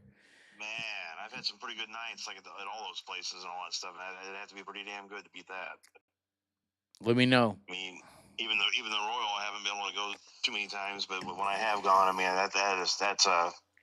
that's a situation there. Plus the Nationals. I mean the Nationals since I was a kid. So I will bet you any amount you want that if you was to do this Saturday and you was to go, when that fucking A main for that late model race starts to start off, when they start doing driver introductions and their intro, you will look over at me, Andy, and start smiling from cheek to fucking cheek. You will be like, you will look at me and say, wow.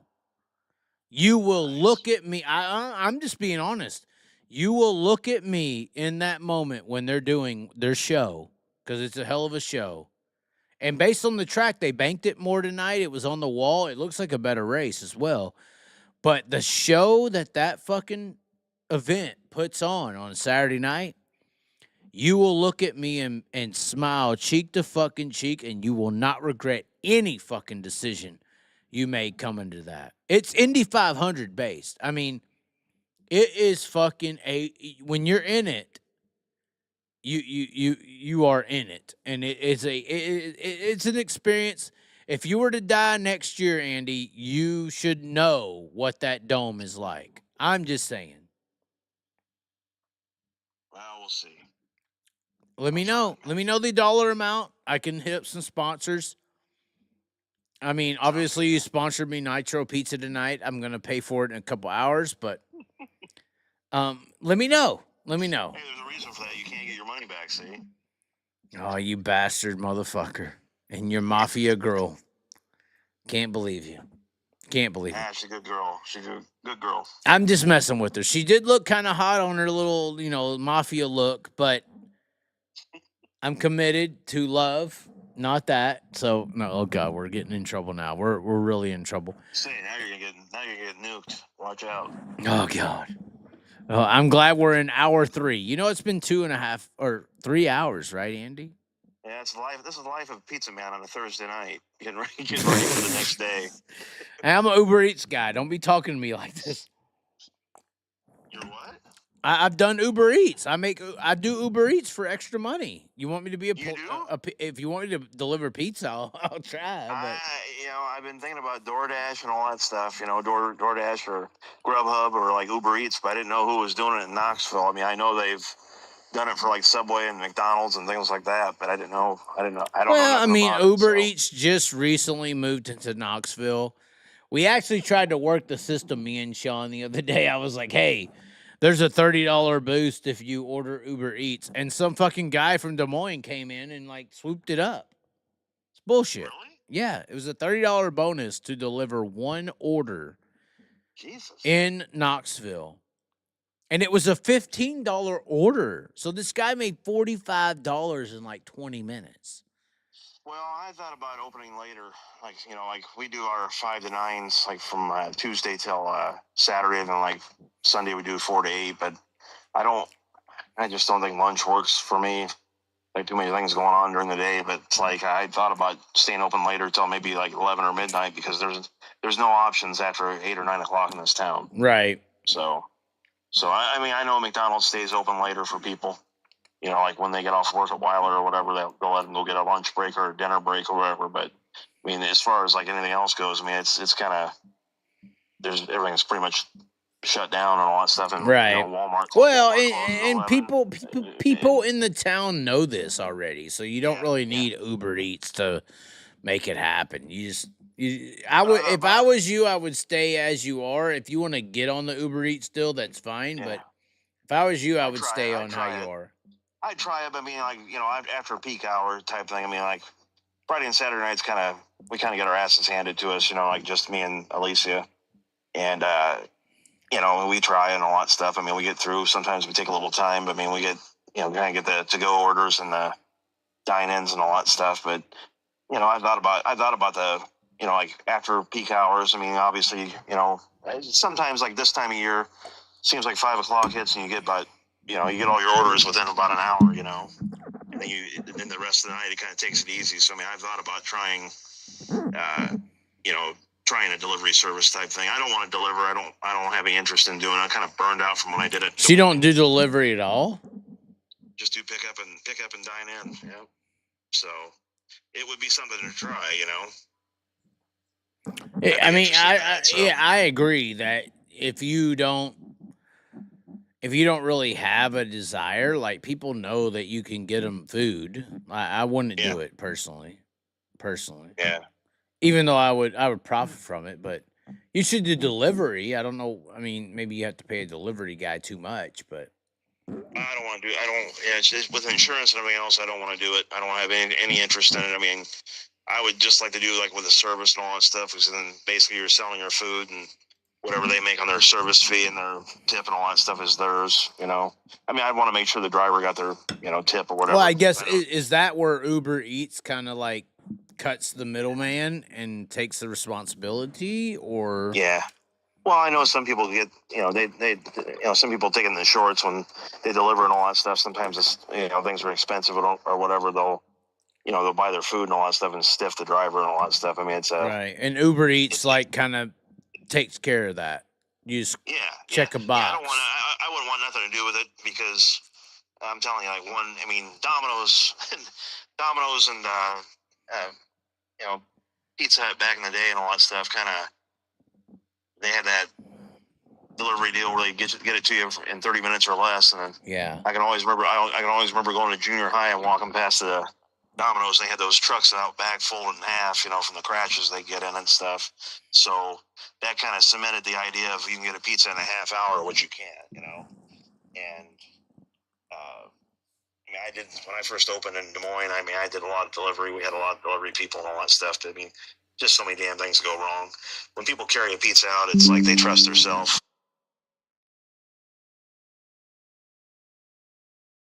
That, I mean, we try to have a good product and all that stuff, and I want people, when they pick it up, it's the best they're going to have, type thing, you know. Right. And I don't know. Like I said, I mean, I've entertained it, because we have a woman that comes in here and eats, and she does the DoorDash and all that stuff, and she said she just DoorDashes the hell out of everything. So I mean, I've thought about trying it, you know. I mean, all you can say is no, and I know you can sign up for different hours, and you'll make money or you won't. Technically, I would want to do it on like Fridays and Saturday nights, especially Saturday night with the races and suites and, you know, the pit area and after hours, you know, like when. Well, but if some random fuck's coming in to pick up a pizza and you're making money on it, why does it matter? Yeah. You know. Yeah, because the drivers and crews come over like after the races on Saturdays, and it's kind of a no bullshit zone. They kind of come over here. I mean, it's not one of those starstruck deals. They come in and, hey, what's up? You know, I mean, I did love it when Rico won his feature. He come over and came in the kitchen and gave me the fist bump and all that shit. He's a good guy. All those guys are great. You know, I mean, they come over here and like I said, we kind of give them their space, don't bother them, and I think they kind of enjoy that instead of having to be somewhere where, you know, someone's always tugging on their sleeve trying to talk to them and all that stuff, kind of give them their space, you know. Right. But you know, I hopefully, I mean, I'm doing something like that for them that they appreciate, you know. Right. You know, and like I said, I mean, I know, I mean, you know, just my status and all that stuff, wherever I go, I'm the pizza guy, you know, where's the pizza at type thing, and I can imagine what a driver goes through, you know. Well, a sprint car driver. My point is, we need to know what these late model drivers go through, and we need to bring Andy Corigliano down there to the Dome and ask Jonathan Davenport, do you not like his fucking stuffed crust, bitch? You know, fucking, we need to put some Alfredo in his mouth. Hey, he didn't try the Nitro though, so. I have some Nitro over here if we need to bring it. That could be the test. The Nitro Pizza Challenge. Look, I'm being honest.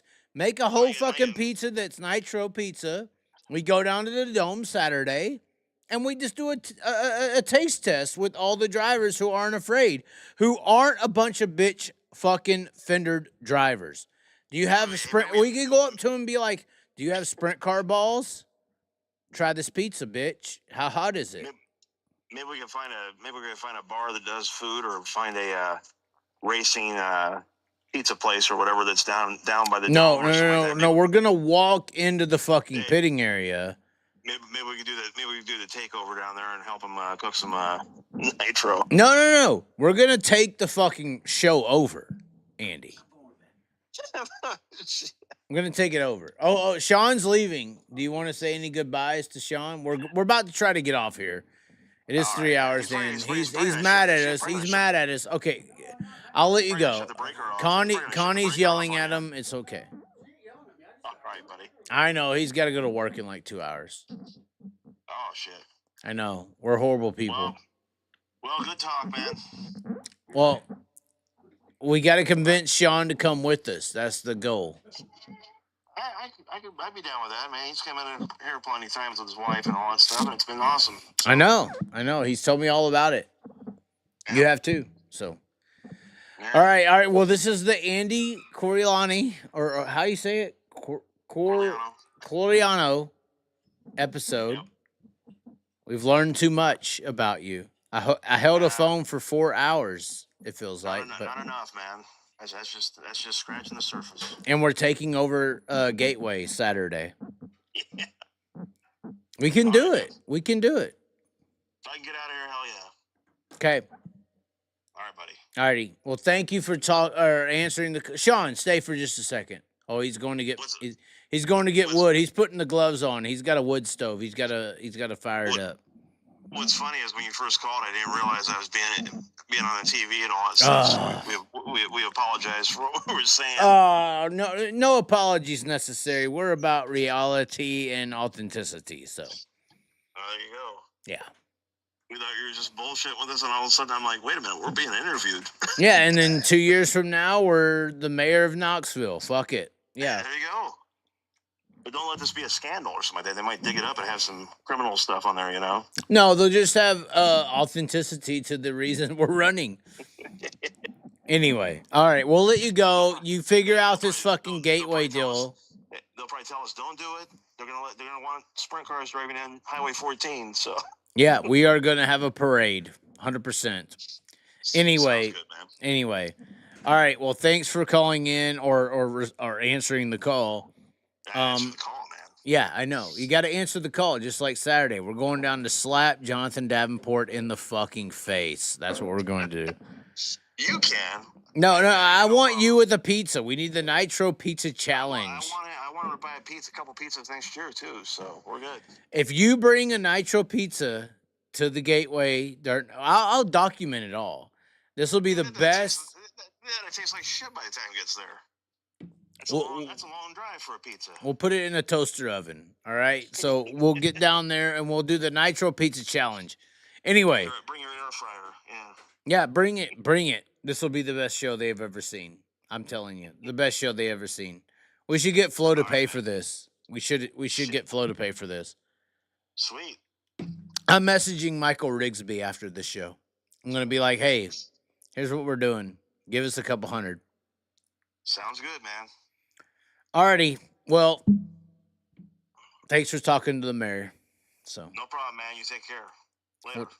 am I going to be okay come 4 a.m.? I don't know. Don't text. Don't call. I mean, you should be all right. Just get a little Pepto, maybe.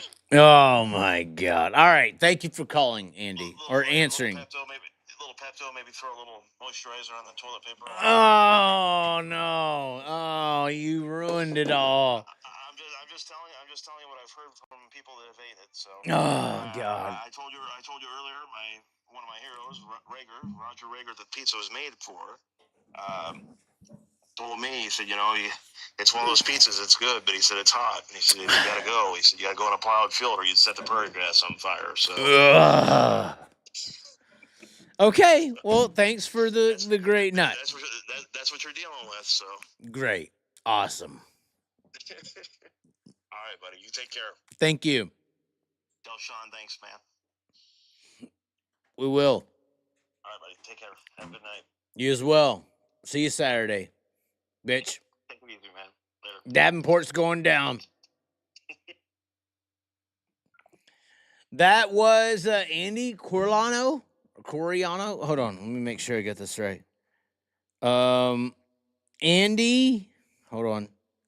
Corigliano. I think I got it right. He was live on the show. We're 3 hours in. We have to go. Sean is bringing in wood. Hold on. Look, I'm not lying. Hold on. Look. I'm not lying. He's putting wood in a damn stove. Connie has took us down, ladies and gentlemen. Anyway. Oh. Beer and cans and all this. We are taking over the Gateway Dirt Nationals come fucking Saturday. Oh, we should do it we should do it like this. Chaz is taking over Gateway, you fucking bitch motherfuckers. Me and Andy and Knoxville is coming to dump on you, Davenport. Oh, we're coming. We're coming for you, you little